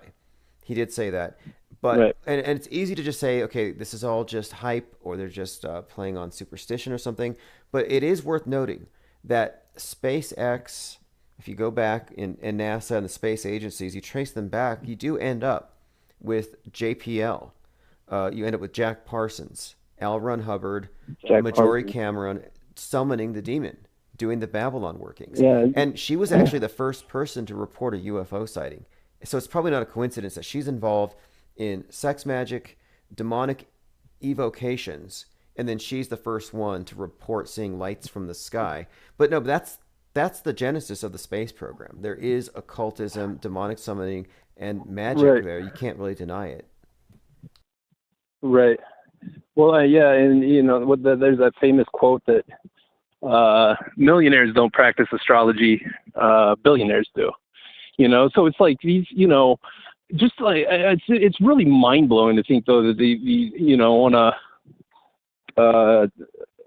on this level that they're all involved in some way, not all, but there's definitely a certain amount of people that are very powerful that are involved in some very dark sort of occult black magic. I'm like, do all the magic you want. I don't care. You know what I mean? But when it comes to, why the overload of like the Baphomet and this very satanic, speaking of Putin, like, they just named their new bomb they claim to have, whether the, whatever, one of their most powerful bombs that they have. I don't know if it's nuclear, just a regular bomb, whatever, but it's called the Satan II. Oh yes, I saw that, the Satan too. I remember that. Yeah. Another example of this symbolism in plain sight. And I mentioned here about how Elon Musk was postulating that toxoplasmosis infects rats, then cats, then humans, who create AI, which takes over. Someone in the chat points out that in Hitchhiker's Guide to the Galaxy, it's the mice who actually rule the world. Because in that movie, the mice are actually studying us, the lab rats. They're pan-dimensional, hyper-intelligent beings. So that's an interesting little tie-in there. Really? Wow. It's like the black goo symbolism you've heard of that, the black goo symbolism throughout all these films? Yes. It's sort of like, it's like the Terminator film, the self-assimilating AI sort of, it just, yeah, it's pretty wild to think about and talk about. And I'm somebody that's always I'm somebody that's always been a seeker of, the mysterious. In a way, I'm sort of a mystic, like I want to know on a future scenario when I have time, because I'll probably end this here before too long.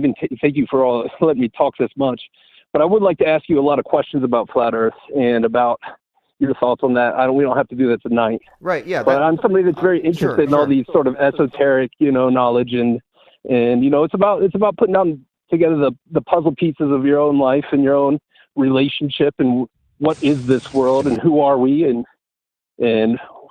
How did we get here? And that's what I like to do here. I think we should get as much information as we can on any topic, because it seems like the MO of the powers that be is to burn all the books they disagree with. And I'm like, well, no, wrong information is self-canceling, but it has to be brought to the light. So, it's inevitable.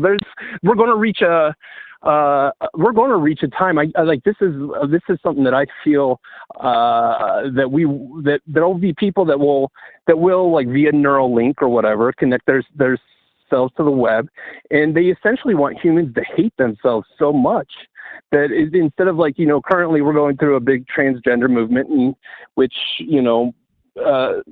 telling people that 8-year-olds have the ability to change their own gender and take these hormones is absolutely insane and ludicrous to me. But there'll come a time where there'll be like, I want to turn into a robot, and there'll be a big movement about being human is evil.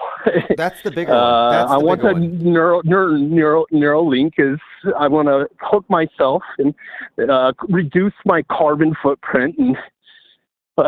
No, I think you're onto something here. They want the self-hate is programmed. When they tell you the world's overpopulated, it means, there's too much. And if you say there's too many people, well, you're one of them. And I do think they inculcate us with self-hate. The concept of original sin has been replaced with the concept of the carbon footprint. And they can do the numbers on it. They can say, well, you lived this long. It took this many diapers, this much food, this much water to keep you alive this long. This was your environmental impact. So that's what you owe Globe, a.k.a. God. And you can pay God back in installments by recycling and going green and avoiding burning any of the dino juice. So it's 100% misanthropic. It makes you hate man because man breathes. I mean, how much more hateful of man could you be than saying, we got to cover up your faces and separate you 6 feet and can't let you gather in churches or socialize? It's like I laugh at it and everything, but in a sense, like when it comes to like the kids and like what they're raised in, that kind of breaks my heart. These children that are raised just from that are actually indoctrinated into this new system. Maybe it's an old system, but whatever. It's very in front, and like having to go to school with like plexiglass and wearing masks and putting on all this hand sanitizer and just like socially distancing, and it's alienating. It's a dehumanization. It goes back to the demoralization. And who is that famous spokesperson who Yuri Bezmenov. Yes, thank you. I knew you. Yeah. So, he that's exactly what we're going through. But it's like, man, the kids, what they're psychologically going through right now. It's like, it's. To me, look, it's a religion. It's a new religion. It's a new religion. Horrific. Combine the worst elements of all the major religions, and then add on to that Scientocracy or scientism on top of it. And, like you mentioned, hand sanitizer, that's just holy water of the day. The religious garment of the mask. So, I mean, is religion all that damaging to people? Well, it teaches them to hate themselves and hate other people. It creates a schism. It's very divisive, and it costs in so many different ways. But is it any different from the other religions? And I'm like, no, this is just the new religion. It's universal. No, it's just reinventing it. They actually did something recently where they took a computer. They said it was artificial intelligence, and they had it basically regurgitate a new religious verse. So basically, this computer, and you could probably look this up, like AI. I don't know how you would enter that into like DuckDuckGo or whatever you use, but like essentially it took like all the world religions, the major ones, Islam, Christianity, Judaism, Buddhism, all this, and it had it spit out a couple of new passages and doctrines. Oh, and some of them were rather, some of them were rather like, terrifying. Wait, an engineer. That's the concern. An AI, it's an AI clone of Jesus, it says. An engineer created the AI Jesus that has produced 30 words so far. And yeah, he writes about the plague, Caesar, and the end of days. Yeah. Yeah. Caesar is a big metaphor. Like all roads lead to Rome, the Vatican, and just, I don't know, man. It's just so much. And I guess ultimately that's one call, because it's just, if they are taking the religious and like God standpoint, is like fanatics have always been the reason for mass persecution. And I'm not trying to invoke fear. I'm not going to live in fear, but when it comes to, the famous George Bush Jr. saying, you're either for us or against us. And is that the standpoint that they're going to take with people who, I don't consider myself anti-vaxxer, but it's somebody that doesn't want to play ball with this game, with this game of psychopathy. I think everything is templated, though. So everything that's happened since they declared a pandemic, 3/11/2020, I believe is templated off of everything that happened after 9/11. So after 9/11, it was, you're with the terrorists or you're with us. So you signaled that you weren't with the terrorists with your American flag. So everybody's waving a flag, and you don't speak out against the country or against the war. So you may as well have put the flag over your mouth. And so for the post 3/11 world, you signal your compliance, or rather your solidarity with the war on the new invisible threat by wearing the mask and getting the vax. So you're either with us or you're with the terrorist, you're with the virus. So it's the same psychology. So to what I think it's a division. Extent are they actually going to go? I think it's meant to make sure that for the next 20 years or 19 years or whatever, I think it's meant to make sure that the left and the right don't make peace. It worked for 2020. I mean, it worked for 01 to 2020. They managed to keep them divided over the topic of Islam, radical Islam, and terrorism. Very divisive. And that issue kind of wore out. And I think this issue will be the great divider for the next 19 years. I don't think it escalates. I don't think Bill Gates is going to kill us all. I think that the schism is powerful enough and it's perfect enough that, yes, that's what I think it actually is. So, no, I don't think there's going to be a Vaxageddon, just like Islamic terrorists didn't wipe us out and there wasn't some sort of... Well, my concern is just more the communism, and just like, are you actually going to go through with like relocating people to these mega zones? Are you actually like, are these FEMA camp conspiracies, actually, the old conspiracies of Obama and the guillotines and things of this nature? I mean, that's pretty dark and stuff, and I don't entertain that too much. I would be more concerned about my mind being hooked up to this infinity machine than anything else. That was the guillotine. Like, to what extent are you going to isolate, even if you just cut off our ability to operate in society? Look, I don't think the if FEMA anything, camp... I think the vaccine would... Oh, go ahead. No, the FEMA camp scenario, though, is not plausible. I think what they actually did was they decentralized it. So if you're at home and your entire frame of reference is the censored media, then you're in your FEMA camp and you're taking care of yourself. You're maintaining your own prison. And they don't have to chop off your head if they can cut off your perception of reality. And that's what they're doing. So I think we're already in the FEMA camps. I think that this is the worst it could possibly be. We are. In the mind. Quarantine in our own homes, afraid. And well, that's the thing. Like, so I never stopped moving through this whole, I traveled. I never stopped moving through this whole thing. I'm currently going through, my personal issue is I'm just so disgusted with, not disgusted, that's a strong word, just like with the mob mentality living in a very, liberal city. It's hard for me to keep my mouth shut. So, like, I've worked in the restaurant business for a long time, Rockefeller Center, just like New York City, very busy, upscale restaurant, but like working in a restaurant, co-workers, people talk. Every single person, by the way, I'm not there right now, but every single person is, they talk about what's going on, the state of the world. And I would be the only person there that's like, it's all bullshit. It's all bullshit. And it's hard for me to like sit there and like work at a job where I now have to be the police for somebody that's sitting down without their mask, but when they walk to the restroom, they don't have it on. And I have to be, excuse me, sir, can you put your mask on? I'm not going to be the police, but that's my new job as being a citizen policeman by proxy. And I don't want to deal with like the whole, I think whatever was liberal is completely twisted, and everyone's just like went to this extremist. They're fanatics now. And I have a hard time even wanting to be a part of society because of the mentality.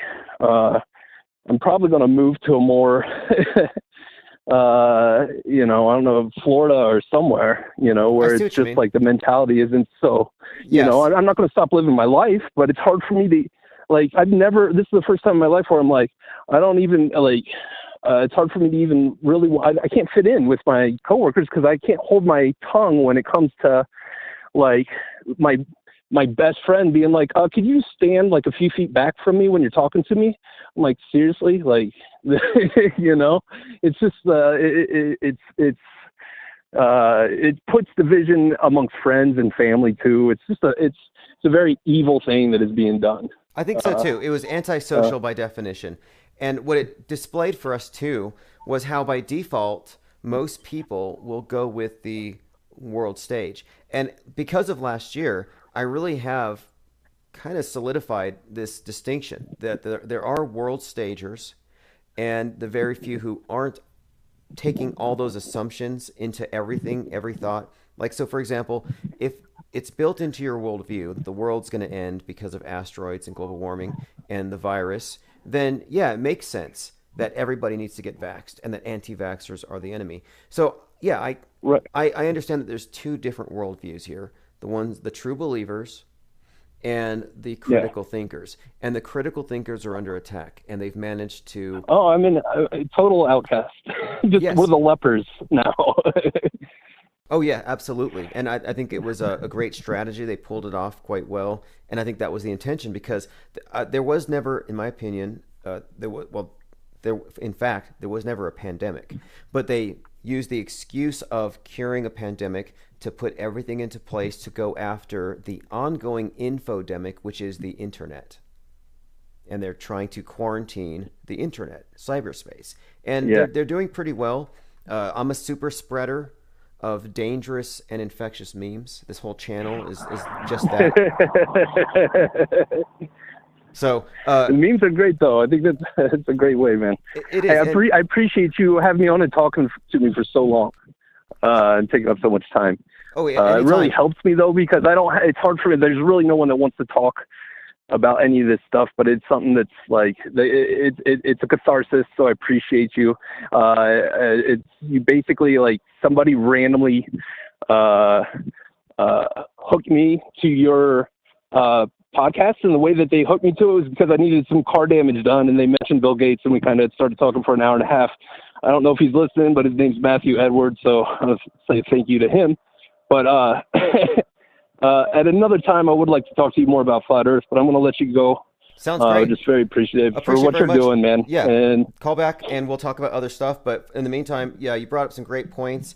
A lot of great stuff is brought up tonight, and I'll have to parse through this call later. But we keep this channel open to discuss these things because it's alienating to be surrounded by people who are completely spellbound by the mass media hypnosis. And this is very spell-breaking, and it has been for the 3 or 4 years we've been doing it.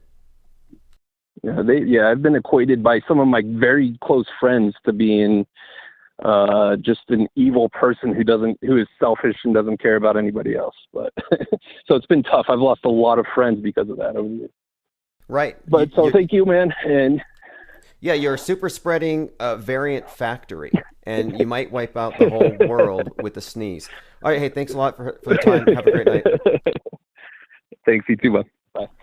All right, I appreciate the call very much. And let's see here. I'm going through your comments to see if I've missed anything. By the way, we do have a Discord, and we have a forum. In anything you want discussed on this channel, go to infiniteplane.media. Throw in your links. We'll discuss whatever gets popped up there. Mark says, I went from too many friends to almost none. Well, now where I am, masks aren't mandatory. So it tells you where people stand. They can just wear the mask to say, look, I believe everything I see on TV uncritically. That's what it actually says. When they say that space junk is now a threat, I will put on a helmet. That's what your mask says. So you have the people who are double vaxxed, double masked, helmeted, living in fear. And they look at us like we're crazy. But there are enough of us, I think, out there promulgating memes and networking that you can see that there's not a consensus with the cult of the monolith. There isn't a consensus. And they want to create that. And so to create the illusion, they try to censor and censor. Like I said, this channel's been shut down 100 times. All right, let us see what else we have to go through. I have a lot of links here. Let's go ahead and listen to Elon Musk talking about summoning the demon. You know those stories where there's the guy with the pentagram and the holy water, and he's like... Yeah, the guy with the pentagram. This is the story where he talks about summoning the demon, because he would probably know. Like, I don't think it's that far-fetched to suggest that he is full-blown Thelemite. Probably has a shrine to Aleister Crowley in his basement. Just guessing, but it wouldn't be far off, I don't think, just based on the origin of the space program and really the occult roots of it all. You think that's just a rocket? No, that's actually, it's a symbol to the Lord of the Earth that they worship. Summoning the demon. You know those stories where there's the guy with the pentagram and the holy water, and he's like, yeah, you sure you can control the demon?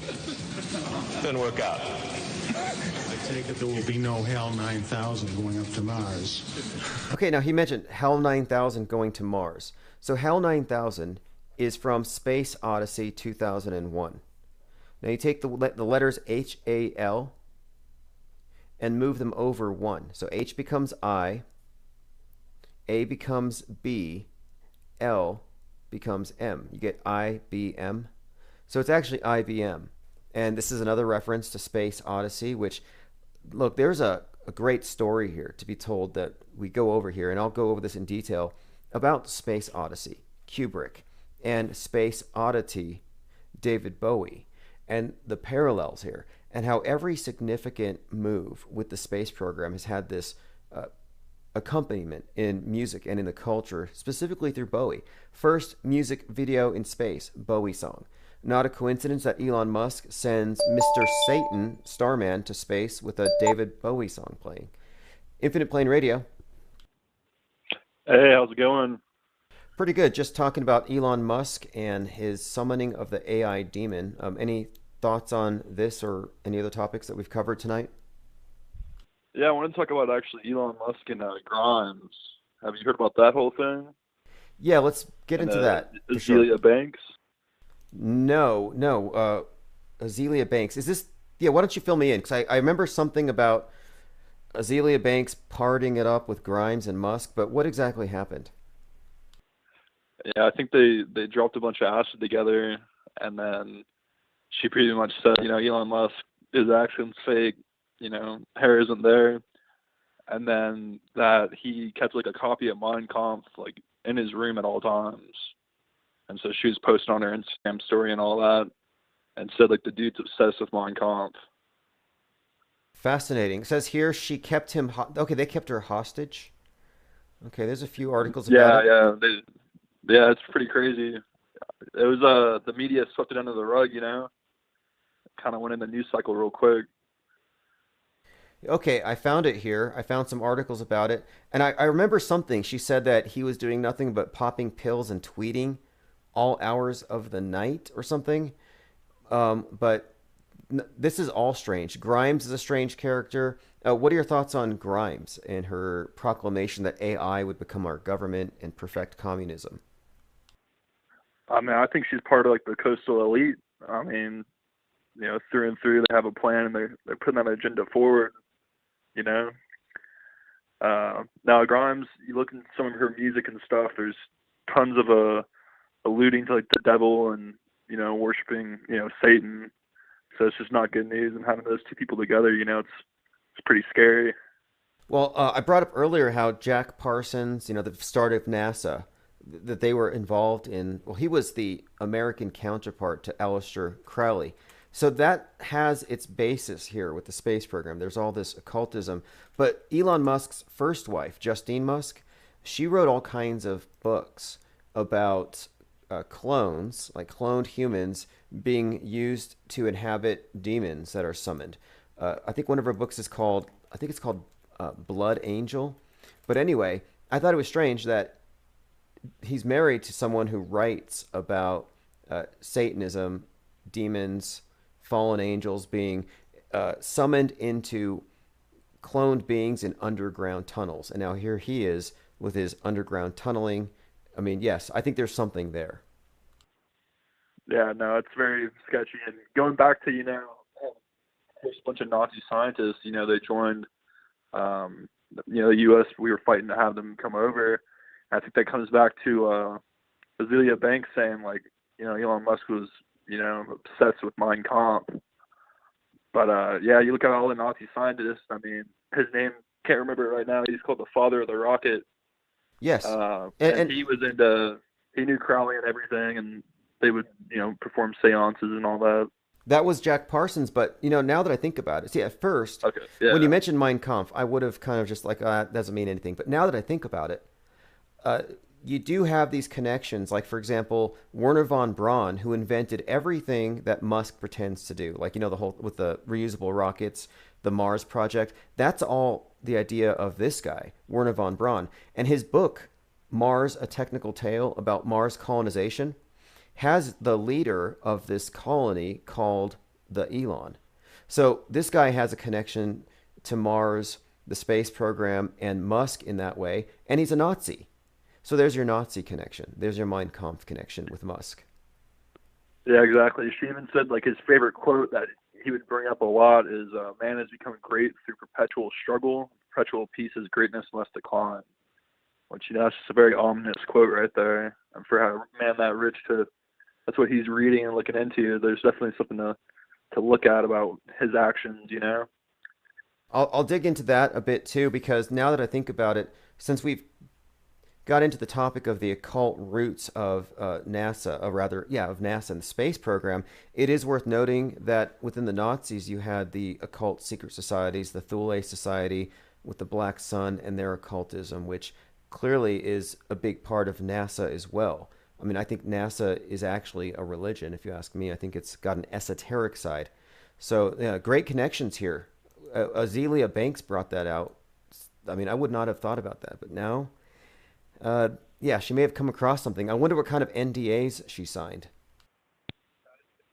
Oh, yeah. No, I have no clue. And that's what's crazy is, like, you can't find much about what she said about that time because she was posting Instagram stories, all that stuff, saying, like, I was being held captive here and all the weird stuff going on. So it's definitely something to look into. She's been real quiet as of late. So it makes you wonder, what happened to her? Did they shut her up or what? Yeah, I'm trying to find some of these tweets. I'll look into it, but excellent points that you brought up here. I think that these characters are all very shady.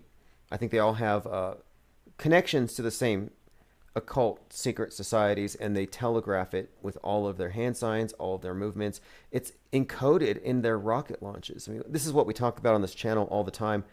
And Elon Musk is a very fascinating character because he's brought this AI thing out into the foreground where it was all science fiction, but now he talks about it almost every other day. Like it's about to happen. There's about to be some higher intelligence gift mankind. Yeah, I'm under the impression that AI has already taken over around 2012 or 2013. I mean, the military is way ahead, by years, decades, compared to what the public has. I'm of the opinion that the takeover's already happened, and now we're being slowly disclosed it. Interesting. That would make more sense. You're talking about subversion in general. And I would say we've been subverted, and it almost seems like it's just kind of becoming plainly obvious without it having been announced openly. But sure, very interesting. Any thoughts on this Mark of the Beast concept I was talking about with the last caller? Oh, no, I missed. I just hopped in. I just got off work. Okay, no big deal. We were just talking about how whatever you think about this idea of the end of the world or Mark of the Beast, it's just pretty strange that they happen to put that symbolism all over everything. And AstraZeneca has a pretty clear 666 on it. It's just one of the things we were talking about because that all kind of ties into this, I think, this idea of this AI God. No, same with the the imagery of Saturn. The black cube on Saturn. It's the same thing. They hide it in plain sight. You know. Yes, and the last. But yeah, man. No, Yeah, but hey, I appreciate the call. And if you listen to it from the beginning, the last caller brought up a lot of stuff about that in particular, and this Saturn stuff is key, I think, to understanding all of the symbolism that we see, all of the occult symbolism. It all ties into astrotheology. In fact, last caller brought up the George Floyd event, and this is something. If you've never heard this, 8 minutes 46 seconds. We all heard that. They talked about how he was suffocated for 8:46. The sun set in the Twin Cities that day, 5/25/2020, at 8:46. 9/11 started when the first plane hit that first tower at 8:46.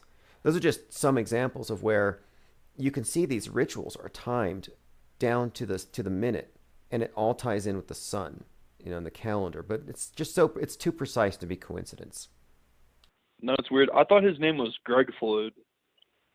No, it was George, but congratulations on not memorizing that because they shove so much propaganda at us. I feel lucky if I miss something. Yeah, no, I agree, man. I didn't care much for the guy, like the way he looked. Well, I don't. Are you talking about Floyd or Chauvin? I mean, the whole scene was ugly, but regardless. Anyway, hey, I appreciate the call. Call back anytime. Have a great night. Thank you. All right. I have an article up here, SaturnDeathCult.com, Stanley Kubrick and the Saturn Death Cult. This is probably a topic we're going to dig deeper into in the coming days. I think I also want to get more into the symbolism of the number 42 and as it connects with Space Odyssey, Space Oddity, and this space age. I mean, there are stories that are told in the subtext of our culture that reflect in the, quote, real world. All right, let's see here. Mark says Floyd and Chauvin were work buds. Oh, they worked together for 7 years. There are so many holes in that story. I mean, in my opinion, Floyd and Chauvin are probably hanging out right now, having coronas out on Epstein Island. AutoHoax says, truth groups severely underestimate the current standing of technology. Could be. I kind of think that we're conditioned to, like I mentioned earlier about Arthur C. Clarke, any sufficiently developed technology becomes indistinguishable from magic, and they want us mystified, not understanding anything. Like you can't even talk about journalism today seriously if the journalists or the undercover journalists or the reporters, investigative reporters, aren't actually getting into the underpinnings of what the media actually is. And they never do. Project Veritas will never say the words crisis actors. They will never go that far. They're world stagers. And this channel is not a world stage channel. This is probably the only truly post-media critique of the modern worldview that is, given to us, that we're immersed in. Okay, so I started a little bit later tonight. We had a glitch, not sure what it was. Could have been EMP, could have been anything. But it seems like every time I start a live stream, something causes this thing to crash. So we started 30 minutes late. Appreciate the callers very much.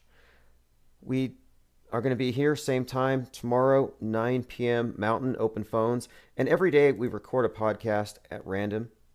So if you want to catch that, just subscribe to all the channels here. I'm usually recording. It's the AutoHoaxer Revolution podcast, a 30-minute breakdown.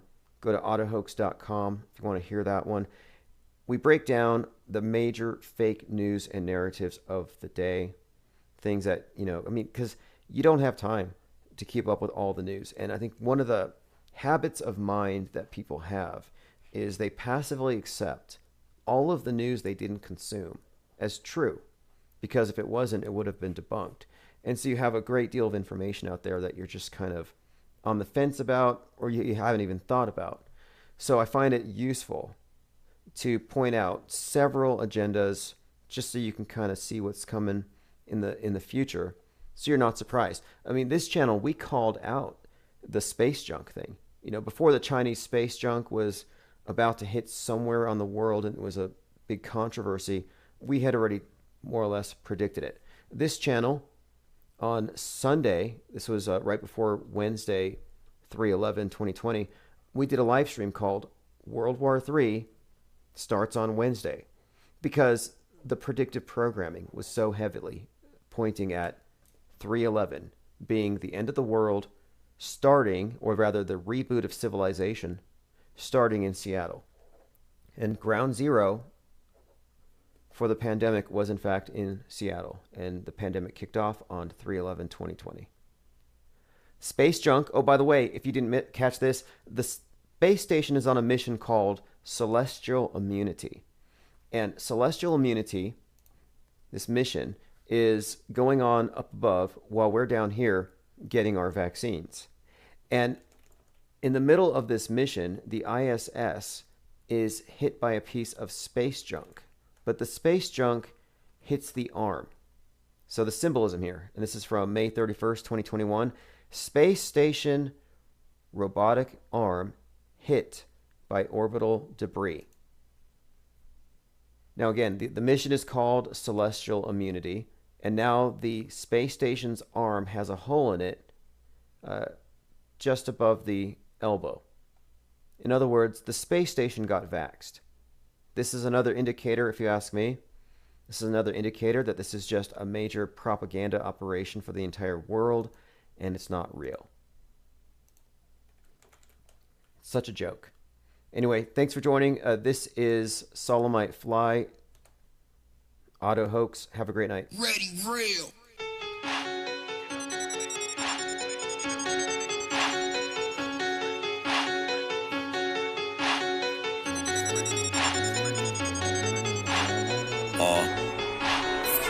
CIA be lurking, I be in the turban.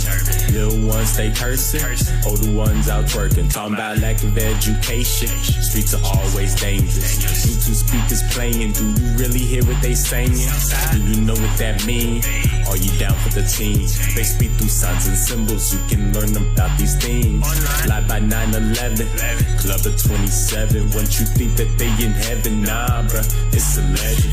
It's all according to the code. Damn Illuminati with my mind, body, and my soul. That's why they snatching bodies, everybody in a Holly Grove. Deception is a hobby, switching roles with the auto close. We call that an auto hoax. Man, what you trying to prove? Don't you know we've been around the globe and been to the moon? Get it, that's an auto hoax. You're tripping, times two.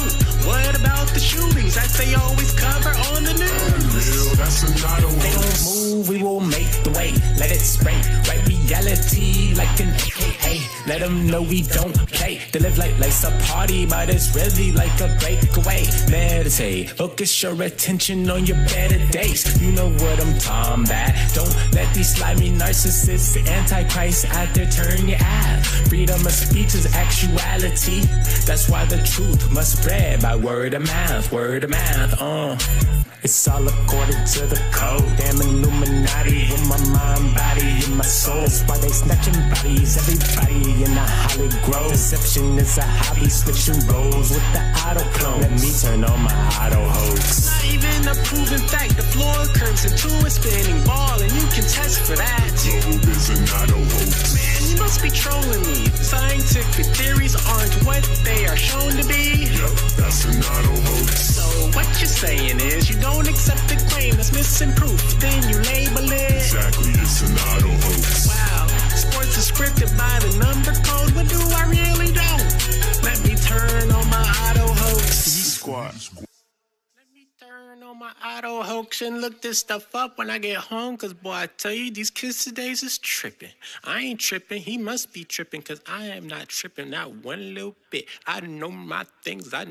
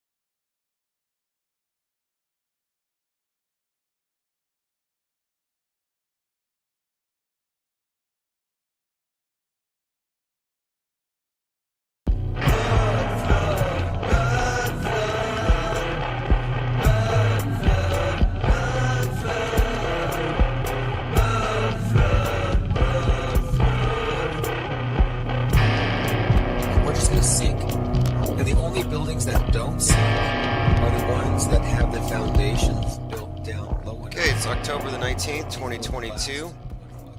A few days away from the anniversary or hoax anniversary of the Rust shooting at the set of a movie in progress by Alec Baldwin. And that movie is going to go back into production, and the victim, Helena Hutchins' father, will be producing it. Very interesting development. We'll be looking at that and a few others. We're also going to be following Kanye West World's Burning. The world's shocked by Kanye West's offensive speech, and they totally forgot about nukes. Nobody's scared about nukes anymore. The Van Gogh is fine, you won't be. I see these apologists coming out for the environmentalist wackos who are destroying artwork to make points, and they're making the point that it's just property. Oh, it's just a police precinct. It's just a priceless work of art. And they are smearing, if you didn't know, the environmentalists, which is a religion. It's actually the official state religion, which is why they get a pass. The group's called Just Stop Oil. Well, now they're literally attacking oil paintings, and apparently they're using tomato soup. I'm not exactly sure why, but I see apologists out here saying again, look, the Van Gogh is fine, you won't be. The real target of Stop Oil's tomato soup action wasn't Van Gogh's painting, it was our complacency. Our complacency, including you, the non-believer, which you can't even say anymore. You can't say you don't believe, literally, in what they show you in all the dystopian science fictions on Netflix. Like, I don't really believe in all that stuff. I only see it in the movies, but no, it's actually, again, it's not even an option now. It's hate speech against Mother Earth to deny climate change. And oil painting, yeah, that's going to be prohibited. And you won't even be able to do digital art or NFTs because there's a carbon footprint attached to that. I recall when they said that Bitcoin wasn't green. That's bad for the environment. I was like, okay, nothing is safe from this. And the influence of this cult is expanding. And I'm actually behind the idea of just preemptively locking up climate change activists. And they're not hard to spot. I would be fine with the roundup, mainly because they're trying to impose eco-fascism, which is ubiquitous home incarceration. They want to lock you down forever to save the planet. And I'm thinking, well, they should lead by example. But they won't. They're too busy flying around, increasing their own carbon footprints, scoring political points with these PR stunts. And I'm just saying, sit down in one place. Stop traveling, get rid of your car. And that's what going to jail really would mean. It's kind of going green. And again, it's fair. If they're trying to impose jail on you, well, you shouldn't have a problem with jailing them first. And it would keep them consistent. The only non-hypocritical climate change activists are the ones who are living a very ascetic lifestyle. Joined by Lily Bell, Patrick Borland, Tim and Vic 131, Clockwork 113. The ghost of Jerry's here. I don't see Jerry's comments, but everyone's talking to Jerry. It's the strangest thing. I can't figure it out. Is he blocked because he speaks in all caps? Penguinators here says, speaking of nukes, Fallout New Vegas is 12 years old today. Well, that's on the menu. We're awaiting the nuclear winter. I have some new developments with this Kanye West thing that's very interesting stuff. You know, last night we got into his father being connected to the Black Panthers and how Tupac Shakur's parents were Black Panthers and how these secret societies work through all these various political organizations. You know, they're at the top of the capstone. And these connections are painting a picture.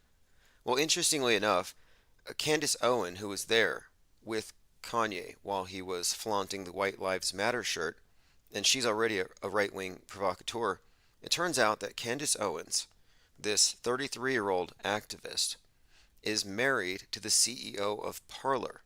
And Parler is the right-wing Twitter that Kanye is buying. And it was the one that was used for most of the planning for the 1/6 rally. You can call it an insurrection if you want. You know, they're rewriting history, so it's an insurrection now, I guess. But imagine that. Kanye hangs out with her, throws out some offensive right-wing memes, and then he's buying the right-wing version of Twitter. Meanwhile, again, he did the very stunt with the wife of the CEO of this company. I mean, the whole thing just looks like a big PR stunt. Joined by Wonka World says, hello, fun-loving dwellers on the glorious edge. You know, speaking of edge, I was going through a magazine today. I go through junk mail. And I got this GQ, and it has Christian Bale on the cover. And I'm just looking at it from the side, and I see Christ Ball. I'm like, okay, let me look through this rag. I mean, it's all propaganda, but the imagery is really where I think a lot of the programming just kind of subconsciously slips in. Stuff you're not really meant to pay too much attention to.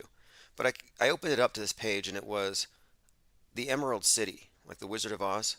And it says, never lose your edge. And I thought, okay, that's interesting. And it says, I'll bring up the image actually. Joined also by Waynell Sexton. It says, Jerry and his bots. Now, those bots were here all day. It just seems like we've been inundated with more bots. It's just because we crossed a certain threshold. Last night we were live for a couple of hours and we were crossing over 100. Right now we currently have 17 watching in Odyssey. Joined over there by Frontman242 and Echo Charlie. If you're in the Odyssey, I will hand out a wrench. You get the moderator's wrench. The only thing is, the chats over on Odyssey don't pop up on your screens here. But that doesn't matter because I have it open on a separate window. Again, just another option. I use Odyssey as our 24/7 go-to. I experimented with some others, but you know, I did Vimeo before, and we were banned because we talked about the scamdemic, which is probably a banned word, scamdemic. And look, we're not anti-inoculation here. Infinite Plane Radio is, in fact, inoculation against the mind war. You're immune. You're immune to all the psyops, perception management.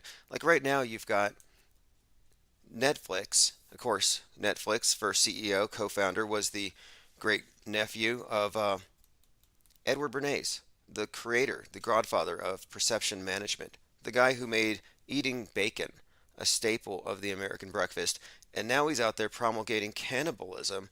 The #2 show on Netflix right now is an homage to Jeffrey Dahmer. They make him into a hero, a sex symbol. From what I've been reading, I haven't watched it yet. I like to watch the Netflix, do my research while I'm having dinner and stuff. I'm not going to watch Jeffrey Dahmer while I'm eating. But again, the Dahmer thing is #2 because they put it there. They're getting the public acclimated to cannibalism. They serve human meat taste burgers. And the point of it, I think, isn't that they literally want you to eat your neighbors, but I think they want you to accept the premise philosophically that the individual is an expendable part of the group and can be sacrificed for the sustenance of the group if need be. And this is, again, communism, basically. Communism is cannibalism, extreme collectivism, a society that tolerates the destruction of the small minorities to benefit the whole. It's just implicit in their ethos, and I think they want you to internalize the idea that, yeah, we are cannibals, we eat each other. Here's the page from GQ. There's no place like unknown, never lose your edge. It's an ad for a car, I believe. But the Emerald City is a symbol we were talking about last night. We were talking about the Wizard of Oz. And you know, there's a new Hellraiser movie out, and I haven't seen it yet because it's on Hulu.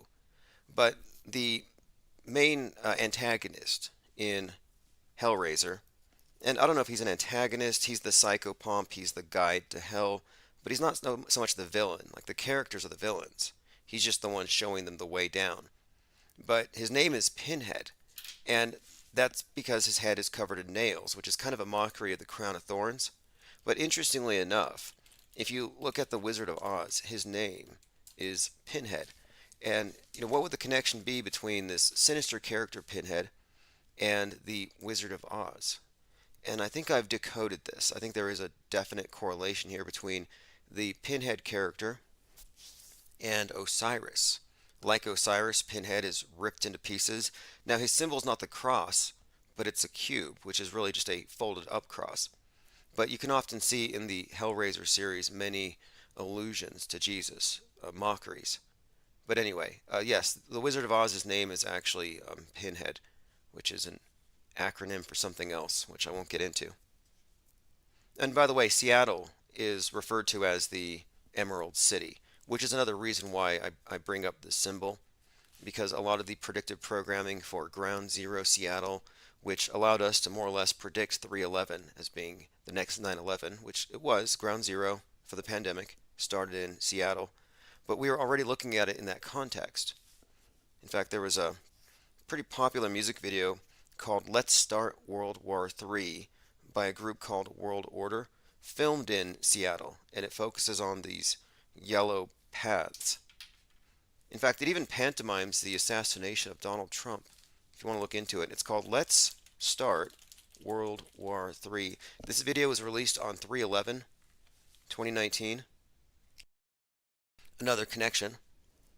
Starts off with a bunch of Trumpers with Trump's haircut. They have an American flag behind him, and at the end, it's a New World Order flag with every nation equally represented.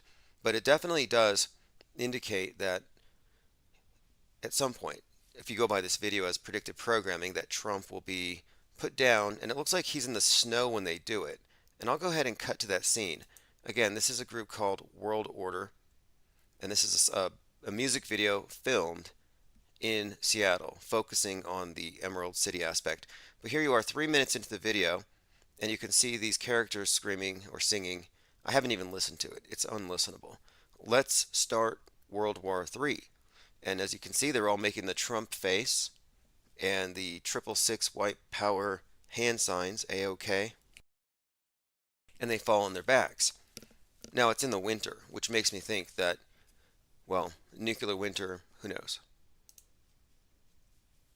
Going through some comments, Lilybell says, I want to watch more Dancing Nurses. You know, I considered getting a compilation of all the Dancing Nurses and maybe even, putting it out there like a DVD.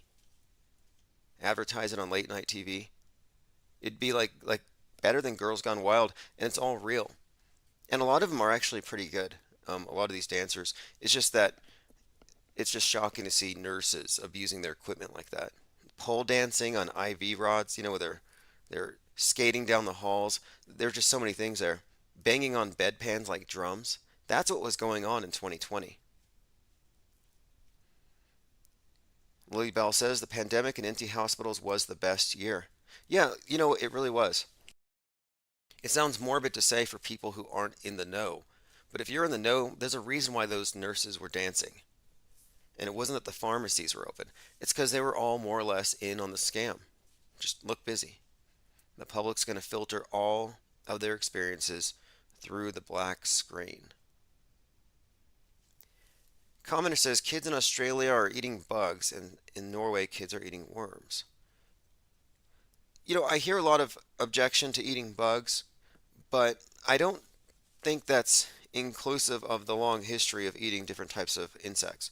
I don't think it's necessarily a sign of societal decline. Not necessarily. Now, cannibalism, there's a bad sign. Now, I haven't eaten any bugs myself. I mean, unless you consider mud bugs. All right, phones are open 833-311-1984. A few voicemails. Let me see if I have anything to go into now. Now, Alex Jones was hit for $1 billion by the SH crew. And then the other day, Kanye West comes out and he says that George Floyd wasn't killed by a knee on the neck. No, he was killed by fentanyl, which makes it his own fault. And that line, which I think comes from a documentary that was probably handed to him by Candace Owens, that particular line was picked up on by the George Floyd family, and they said that they are very offended, their feelings are hurt, they want $250 million. It's not $1 billion, but look, $250 million they can get from Kanye, and that's more than the SH crew are going to get from Alex Jones. I'm only saying that because I'm sick of it. I have Sandy Hook fatigue, I really do. I'm less than impressed by an actor poised to take $1 billion and he can't take acting lessons. How many of you saw Tears? I didn't think so. Now, if you haven't joined our 24/7 chat, there's a room there for topics that you want us to discuss. And a new person, AJ's Pokemon, which I assume is Alex Jones's Pokemon, today at 7:01 said, "Hey Tim, I just joined. I'm going back through old episodes. I don't know if this is the right place to post, but I have a question about Christchurch, New Zealand. I'll post here. I don't know if you can cover it." Yeah, we can cover everything. We have 4 YouTube channels, and if YouTube cuts those 4 channels off, literally nobody cares. We'll just respawn 8. That's how we've been doing it. He says, whether it was a hoax or whether you thought Max Egan's points were valid, with the Christchurch shooting, there was a great spat between Max Egan and Jim Fetzer over whether it was real, government orchestrated, Egan's claim, or a hoax, Fetzer's claim. I looked at the video again, and to me it's a hoax, but Max Egan makes a lot of observations which Fetzer never answered. Okay, now I dealt with this. I definitely dealt with this, and there's a couple of things. After Christchurch, there were a number of people who were calling it out a hoax, rightfully so. And among those, Fetzer was pointing out the augmented virtual reality rounds. We were looking at squibs. I didn't know what squibs were until Christchurch. And a squib is basically a little blood sac of fake blood that you squeeze when you fake like you're getting shot. Squibby Abe, Abe, the former PM of Japan who fake died last July. Yeah, he used a squib. Basic movie effects. Anyhow, with the Christchurch event, there were all kinds of special effects employed that we were taking note of. Not only squibs, but the use of dummies. You could tell there's a deployment of some kind of air-based device with the squib when garments would flop up. I mean, the whole thing was a big hoax from start to finish. In fact, we could probably bring this Christchurch shooting up. And again, shout out to PewDiePie. We'll bring that up in relation to the Parler shooter. Okay, let's continue here. Again, this was like when they first started setting up the precedent that live streaming must be stopped. Because the Christchurch guy live streamed it.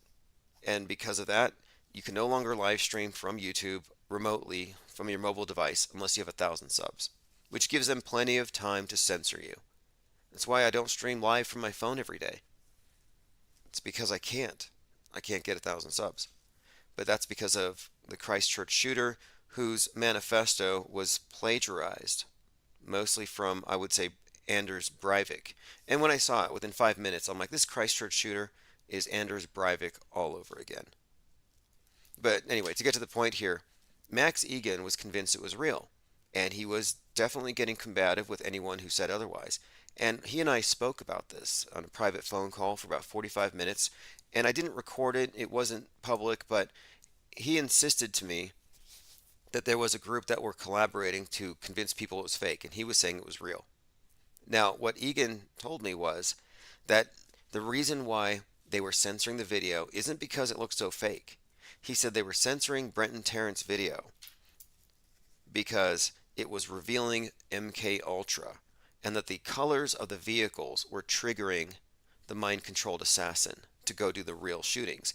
Furthermore, Max Egan told me that the victims were all Palestinians who were kidnapped by the Jews and transported there.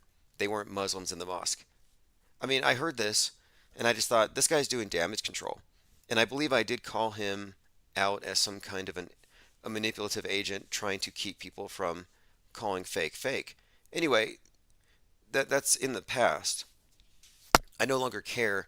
I don't really make a point about people's failure to understand the big picture. Many people don't have the perspective that we do, or they're not willing to take it. But a careful analysis of the facts will show that we're looking at a staged event, because beyond Brenton Tarrant's video, there were 2 mosques where this thing happened. And mind you, during the day, there were drills going on.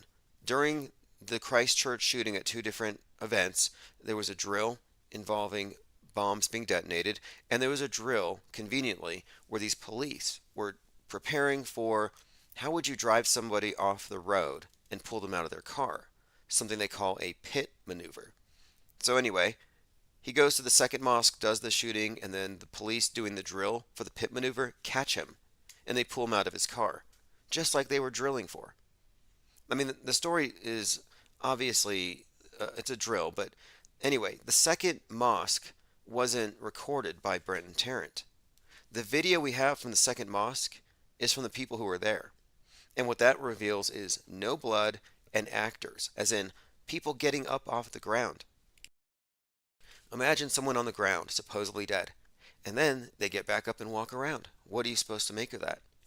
No blood, dead people getting back up. And not only that, but outside of the second mosque, we saw photos of someone walking around with a Windex bottle full of some mysterious red fluid. What would that be? And then in front of him was a man in a white garb with red splotches all over him. And I'm thinking, looks kind of drilly. Anyway, to return to this conversation, Max Egan was insisting it was real. Fetzer was insisting it was not. What's more, Jim Fetzer has been unapologetic and honest about Sandy Hook. He's never backed down. He's always said that the public has been duped and it's just a drill presented as real. He's been very steadfast about that. I need to catch up with Jim Fetzer's work. I know he has a new Sunday show. It's like an hour long. I believe it's called All Things Reconsidered. It's in its second or third week. Now, Jim Fetzer did take one for the team here. In 2019, he was sued for $450,000. And I believe he lost his publishing company. Although, there's a book by Jim Fetzer called Capstone Event, which has not been censored. And it's because what we did is he took the Nobody Died at Sandy Hook book and then turned it into fiction. It was a concept I approached him with when I was in publishing. I was like, we could use fiction as a cipher. We could use fiction to bypass all censorship. Easy. Lily Bell said, who said Robbie Parker is the highest paid actor in Hollywood? I'm not sure who said that, but the names of all these things are very fascinating to me, and I've been pointing out all the shooting events with Parkland, like Highland Park, Parkland High.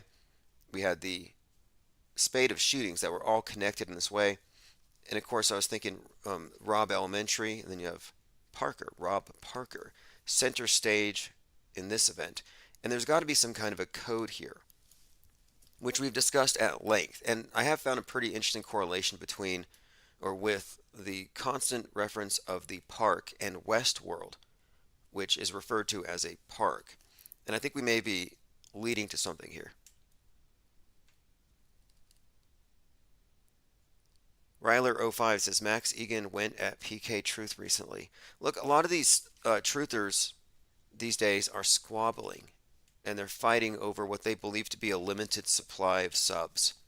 And I don't understand it. To me, I don't look at this as a zero-sum game. I don't even look at people I disagree with as competition. I think we're all on the same team, which is critics of mass media. And I don't want any of the so-called truther channels to go away. Although they love calling each other out.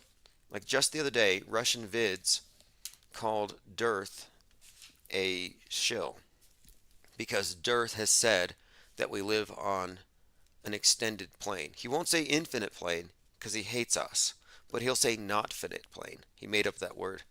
Imagine making up a word to not bring up somebody you hate. You must really, really hate them.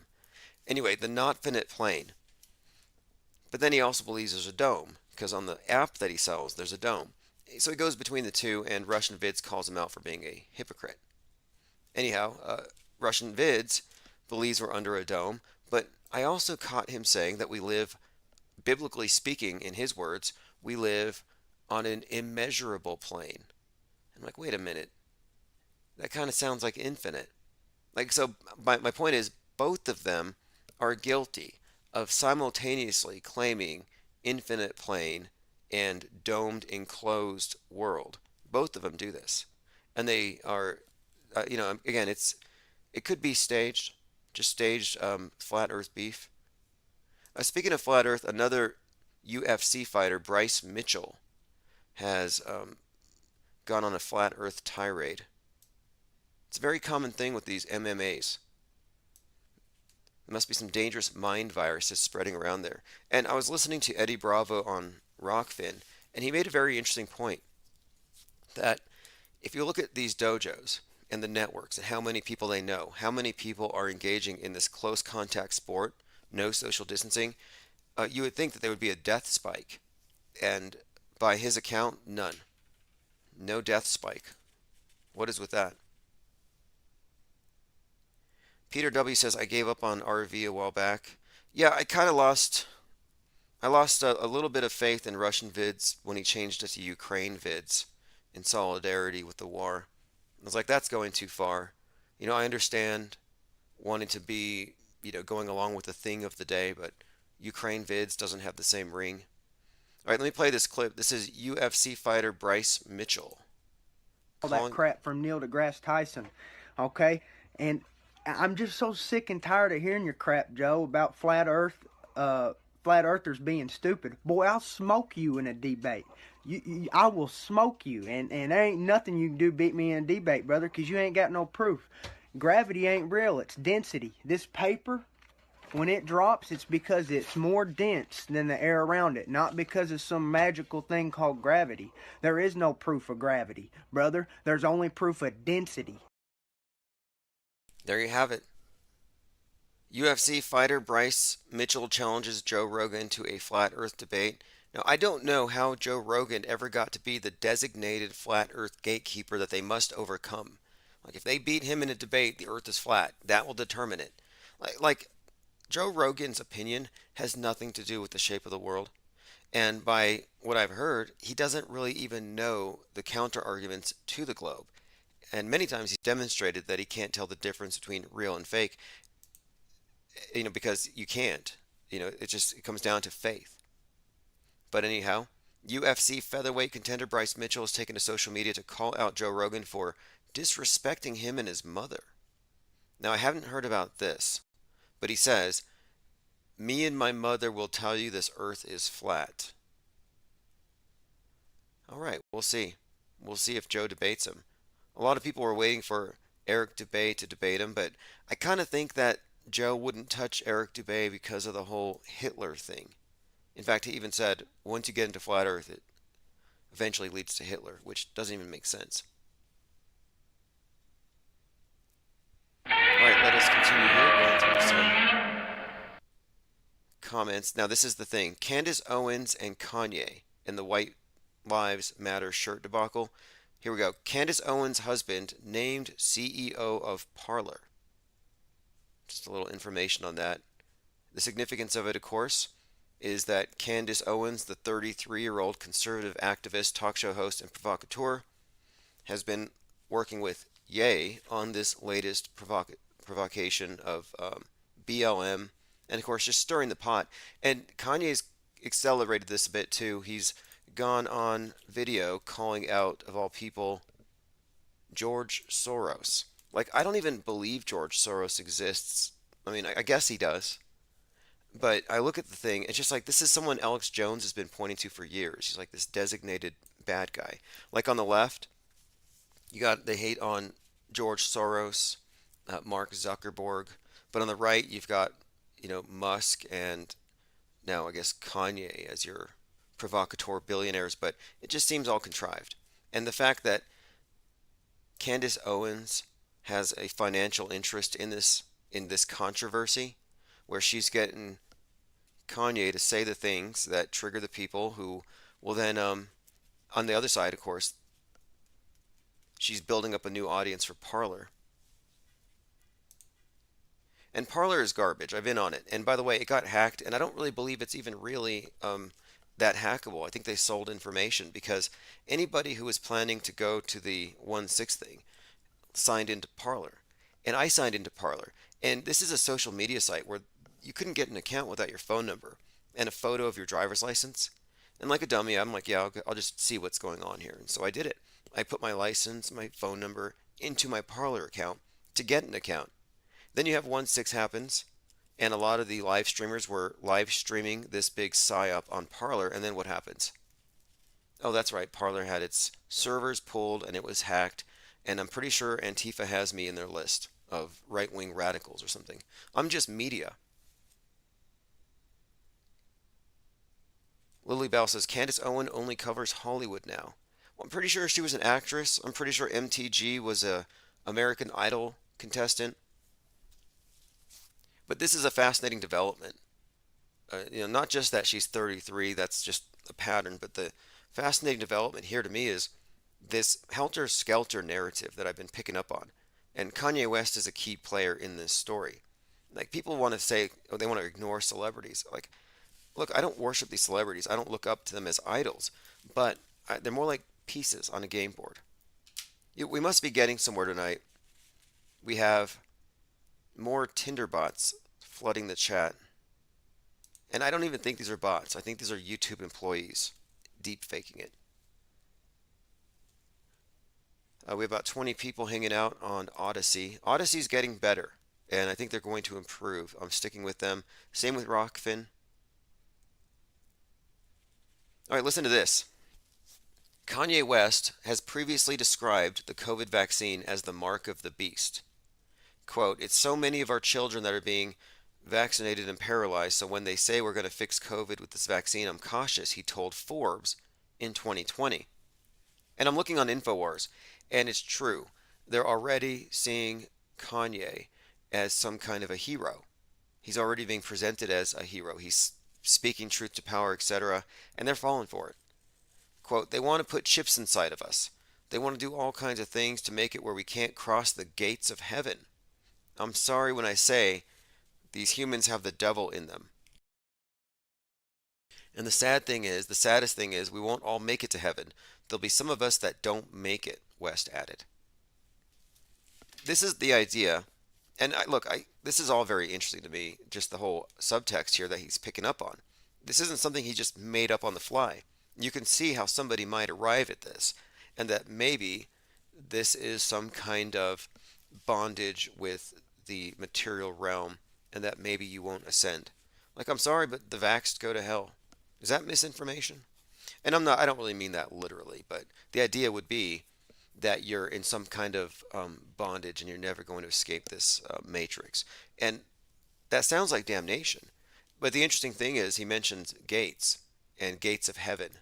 And I'm thinking Bill Gates and the salvation represented by the space, rather by the needle. Very fascinating connotations here, because you got, Bill Gates is like the guy at the gates of heaven, is what I'm saying. And Heaven's Gates, or Heaven's Gate, specifically references a cult where the members euthanize themselves in order to transcend and go to the comet. I mean, there's just all kinds of cultiness around 2020, as you all know, and Bill Gates is like the main cult leader dispensing the Kool-Aid, and then the idea that they're all being betrayed. Yeah, it's logical as far as this story and what he's pieced together here. They put it out there intentionally. This Bill Gatesophobia is warranted. It's part of the story they've put out there. And you can't convince me otherwise, because too many of these vax companies intentionally encoded the 666 into their graphics. Going through some comments. Robert Bell says Kanye will get a slot on InfoHorror soon. I wouldn't be surprised. Now, he was on with Chris Cuomo, the brother of Bela Lugosi. These Cuomo brothers, I thought they fell from grace. I thought they were gone for good, but they're back. And Chris Cuomo was insulted that Kanye wouldn't interview him in person, because they did do an interview, but it was while Kanye was driving, and he kept his car kind of dark, and he doubled down on everything. And like I said, Kanye's going to be, or he has been, calling out people like George Soros. Has anybody ever seen George Soros and Zelensky in the same room at the same time? Because I've noticed that people have pointed out the resemblance between Soros and this Zelensky. And I was thinking, if you artificially aged this actor, yeah, contrary to social media rumors, Zelensky and Soros aren't cousins. Okay, well, my point here is, the more I look at it, the more I'm like, how is this guy not just Zelensky in a deep fake? Like, this is just artificially aged. There is a resemblance. It's unmistakable. But I've noted that there's If anything, there's a shallow gene pool at the top of the Illuminati dung heap. All right, let's continue rolling forward. Phones are open 833-311-1984. This Kanye West, again, Kanye West is vaxxed, by the way. Kanye West is vaxxed. He made that clear. So he's not going to heaven. Sad.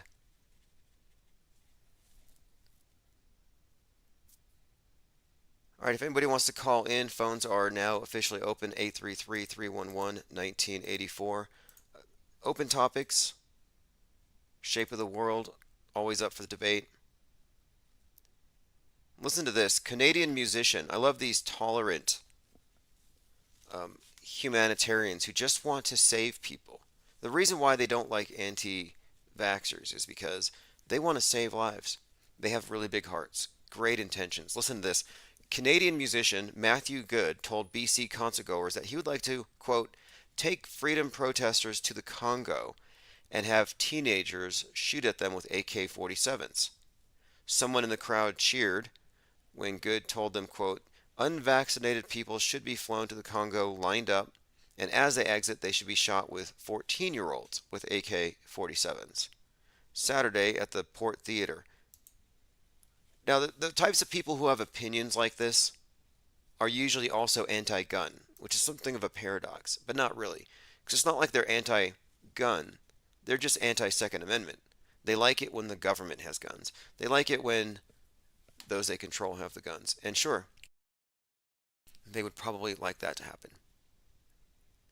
I have a lot of clips of a lot of... In fact, let me go ahead and put this in my notes. I want to do that Dancing Nurse compilation, but I also want to do a compilation of politicians and celebrities threatening violence. Like James Carville, he's like, I want to punch the unvaxxed in the face. I want to get those together. Gene Simmons, the people without the goo blood are your enemy. Paraphrasing. Lily Bell says, why bother flying them to the Congo? Yeah, not very green. You know, like there's this rumor that there are these things called FEMA coffins. And I've seen these FEMA coffins in person. They're not coffins, they're burial vaults. But people point to these things, they're like, yeah, they're going to kill us all. Look at all these coffins. And I'm saying, no, they're not going to do you the dignity of putting you in a coffin and burying you, and someone's going to cry over you in a marked grave. If there is some kind of a doomsday where they kill you all, you're either going to be killing each other, you're going to be starved in place, but nobody's going to come for your corpse, much less give you a dignified burial. So we just put that conspiracy theory to rest. All right, Jim Fetzer outing Max Egan in a debate. I do have a clip from this debate, and look, my view on it is this. Fetzer has not backed down on Sandy Hook. He has not backed down on Parkland or any of these events. With these other guys, it's always hit or miss. The next one's real until proven fake. Instead of it's fake until they can prove it to be real. And I'm still with, you know, if to answer the commenter who asked me to look into this, yeah, Team Fetzer is where I'm at. Team Fetzer with everything except for areas where I don't even hold it against him. Like, I don't think Jim Fetzer's debunked the space station, but he has debunked the moon landing ad nauseum. I have a couple of his books here within reach, and one of these nights I had to just go through and spend hours just pouring through a lot of this great information. All right, let me play a clip here. Jim Fetzer talking to Max Egan. Right. Okay, this is an hour long. I'm probably not going to go too deep into it now that I think about it. But here's what we're seeing here. Went in thinking he was a good guy, came out knowing I was wrong, live and learn.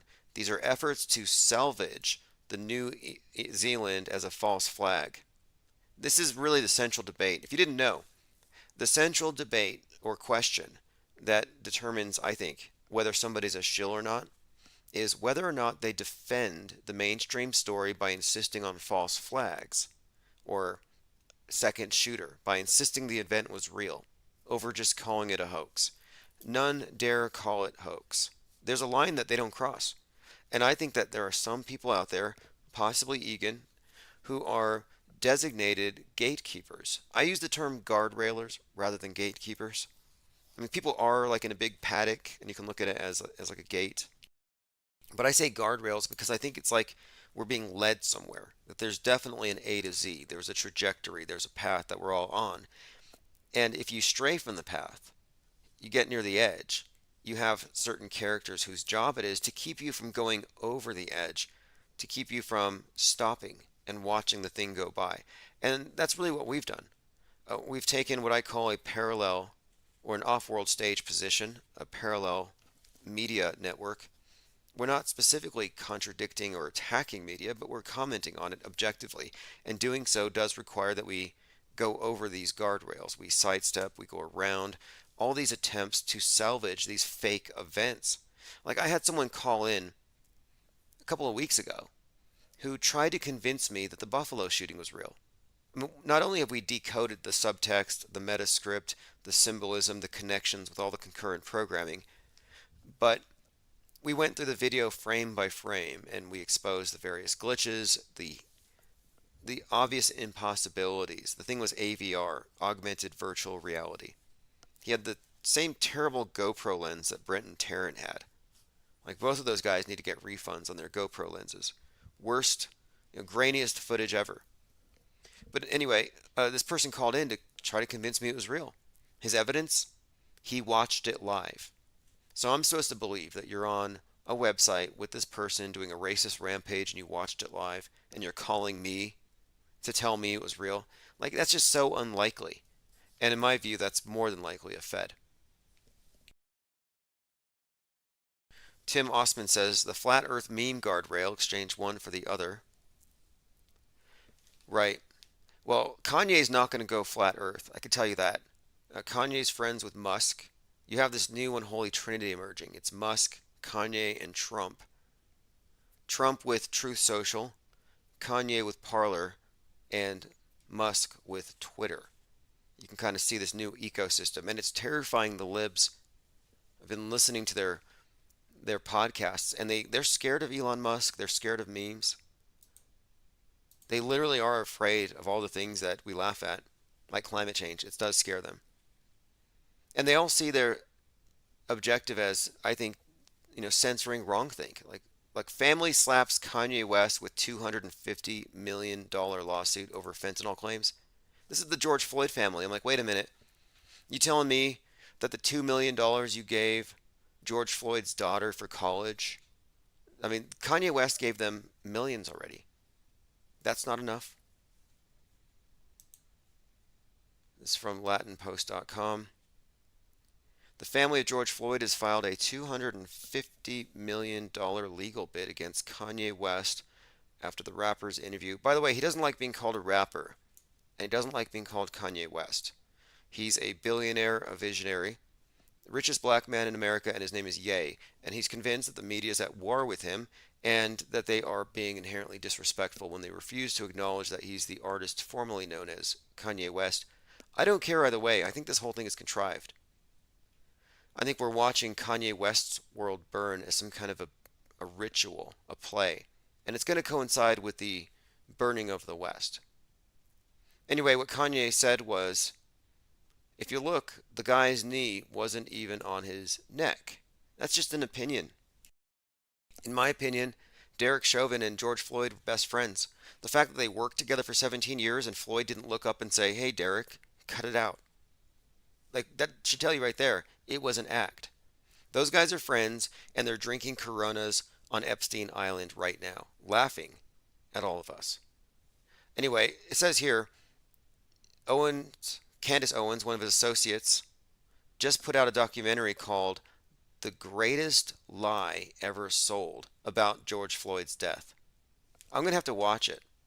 Now, of course, I would consider Candace Owen, 33, to be another one of these guardrailers, because her documentary isn't that George Floyd is alive and that he's an actor. Her documentary is that, oh, he died, but it was because of fentanyl. Bizarre position to defend. All these people are able to do remote autopsies. All these e-coroners. Like, oh, this person died of the vaccine. That person died of the virus. It's too subjective.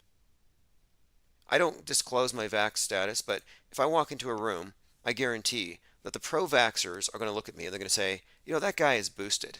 He is a shining example of good health. And the anti-vaxxers are going to look at me and they're going to think, no goo in his blood. He's one of us. Like, they're both going to claim me because I look healthy.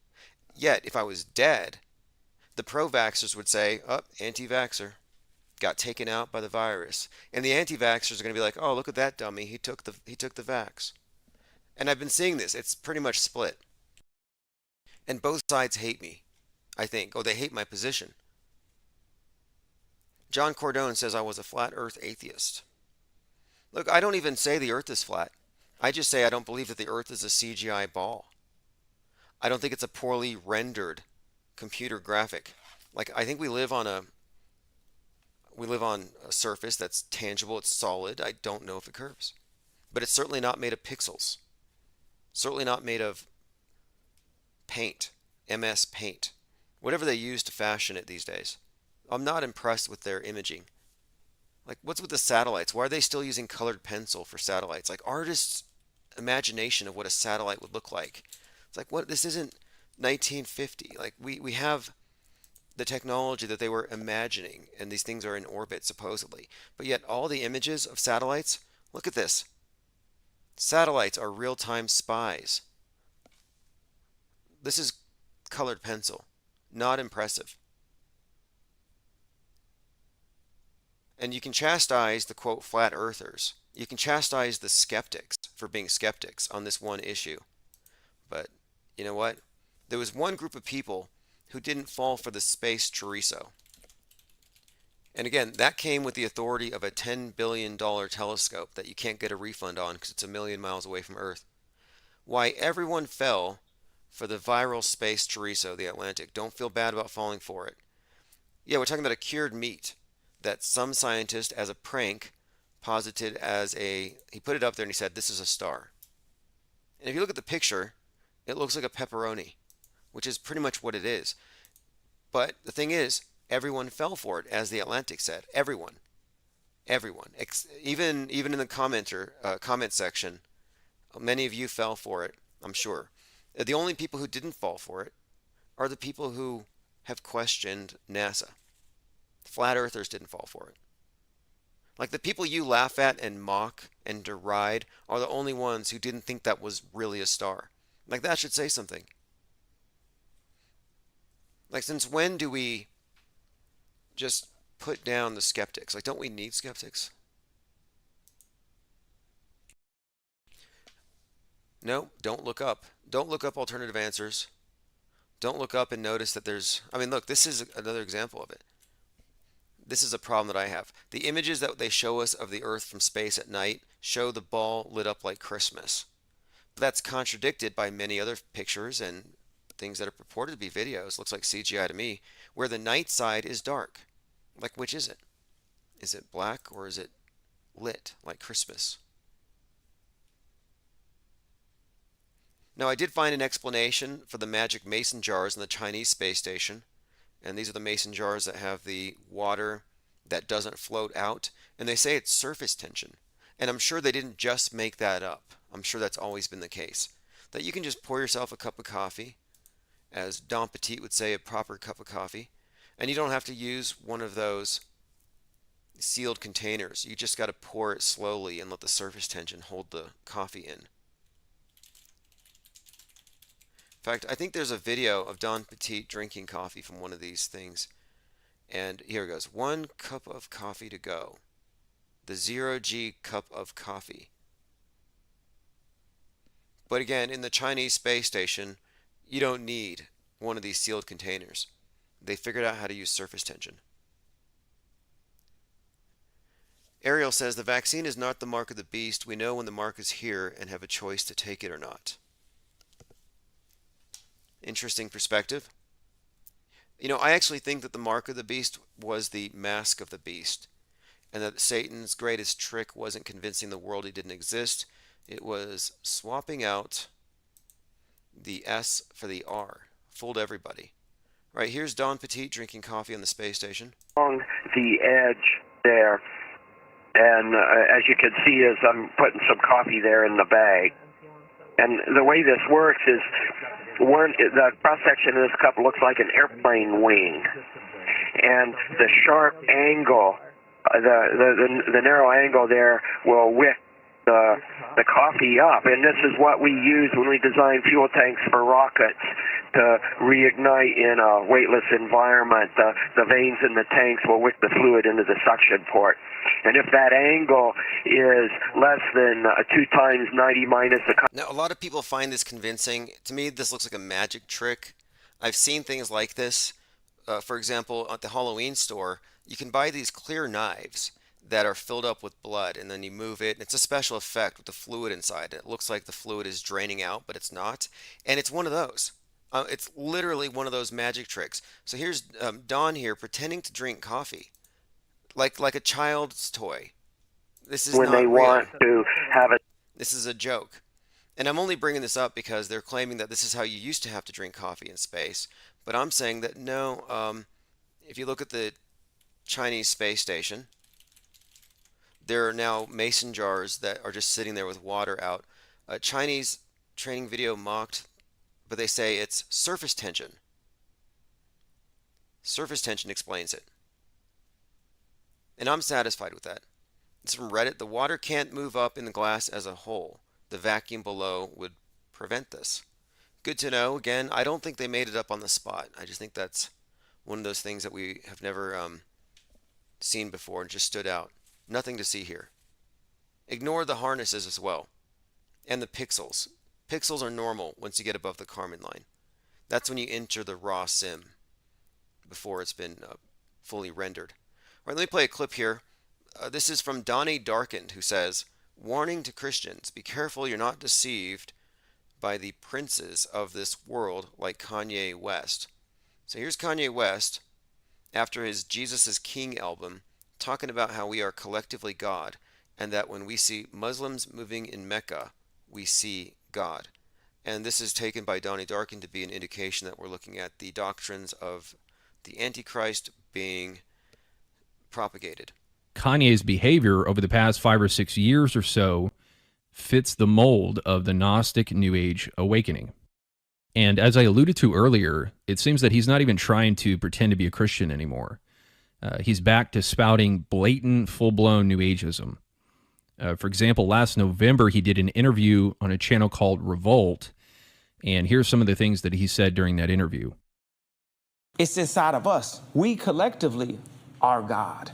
We as a collection, God is in us. So collectively, we are God. As we move, like when they move around Mecca, when you see that, you see God inside of that, the way those people are moving. Once we move and we realize that... You know, it's interesting. At his Dawn Day event and the Dawn Day 2 event in particular, he had a chapel, the house, which I think might even correlate to Mecca.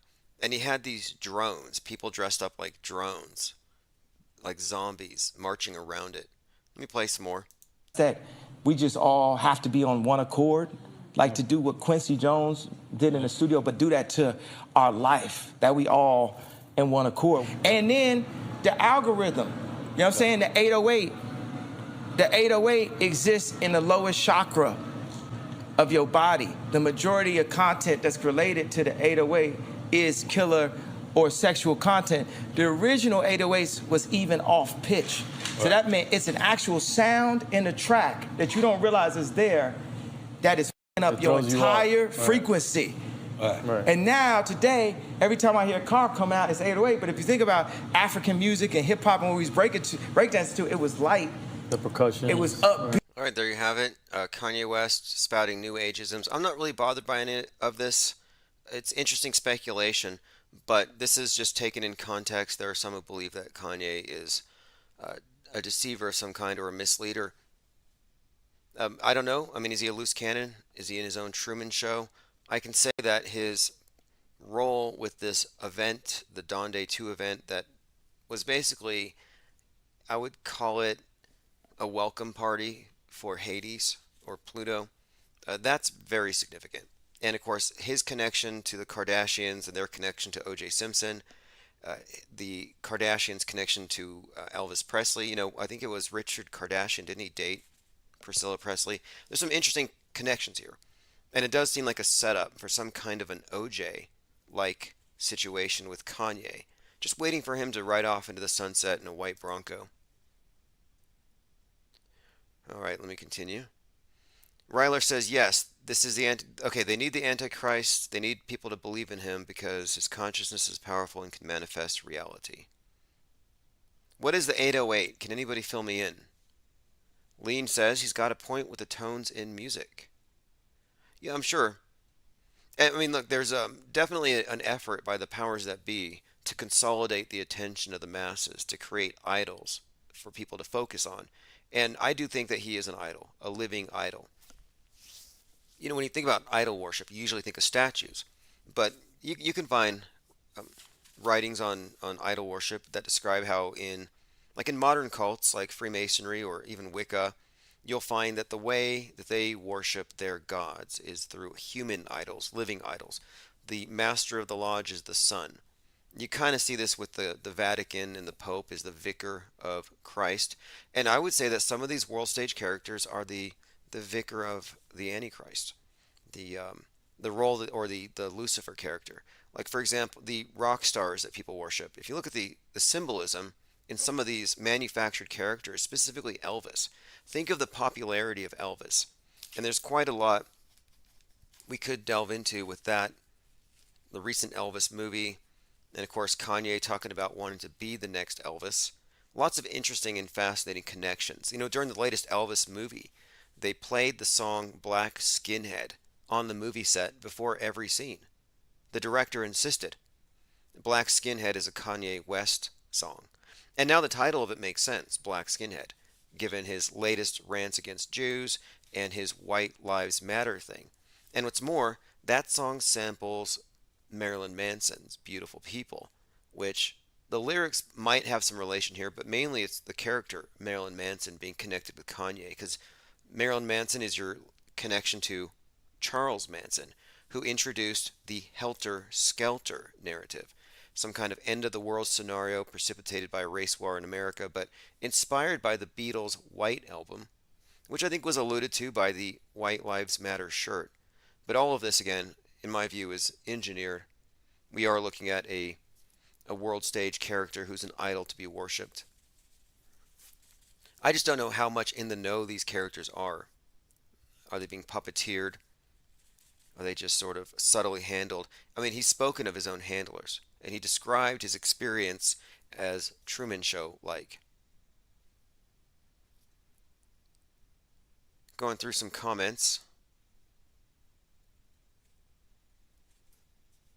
Portal Complex says the 808 is a drum machine.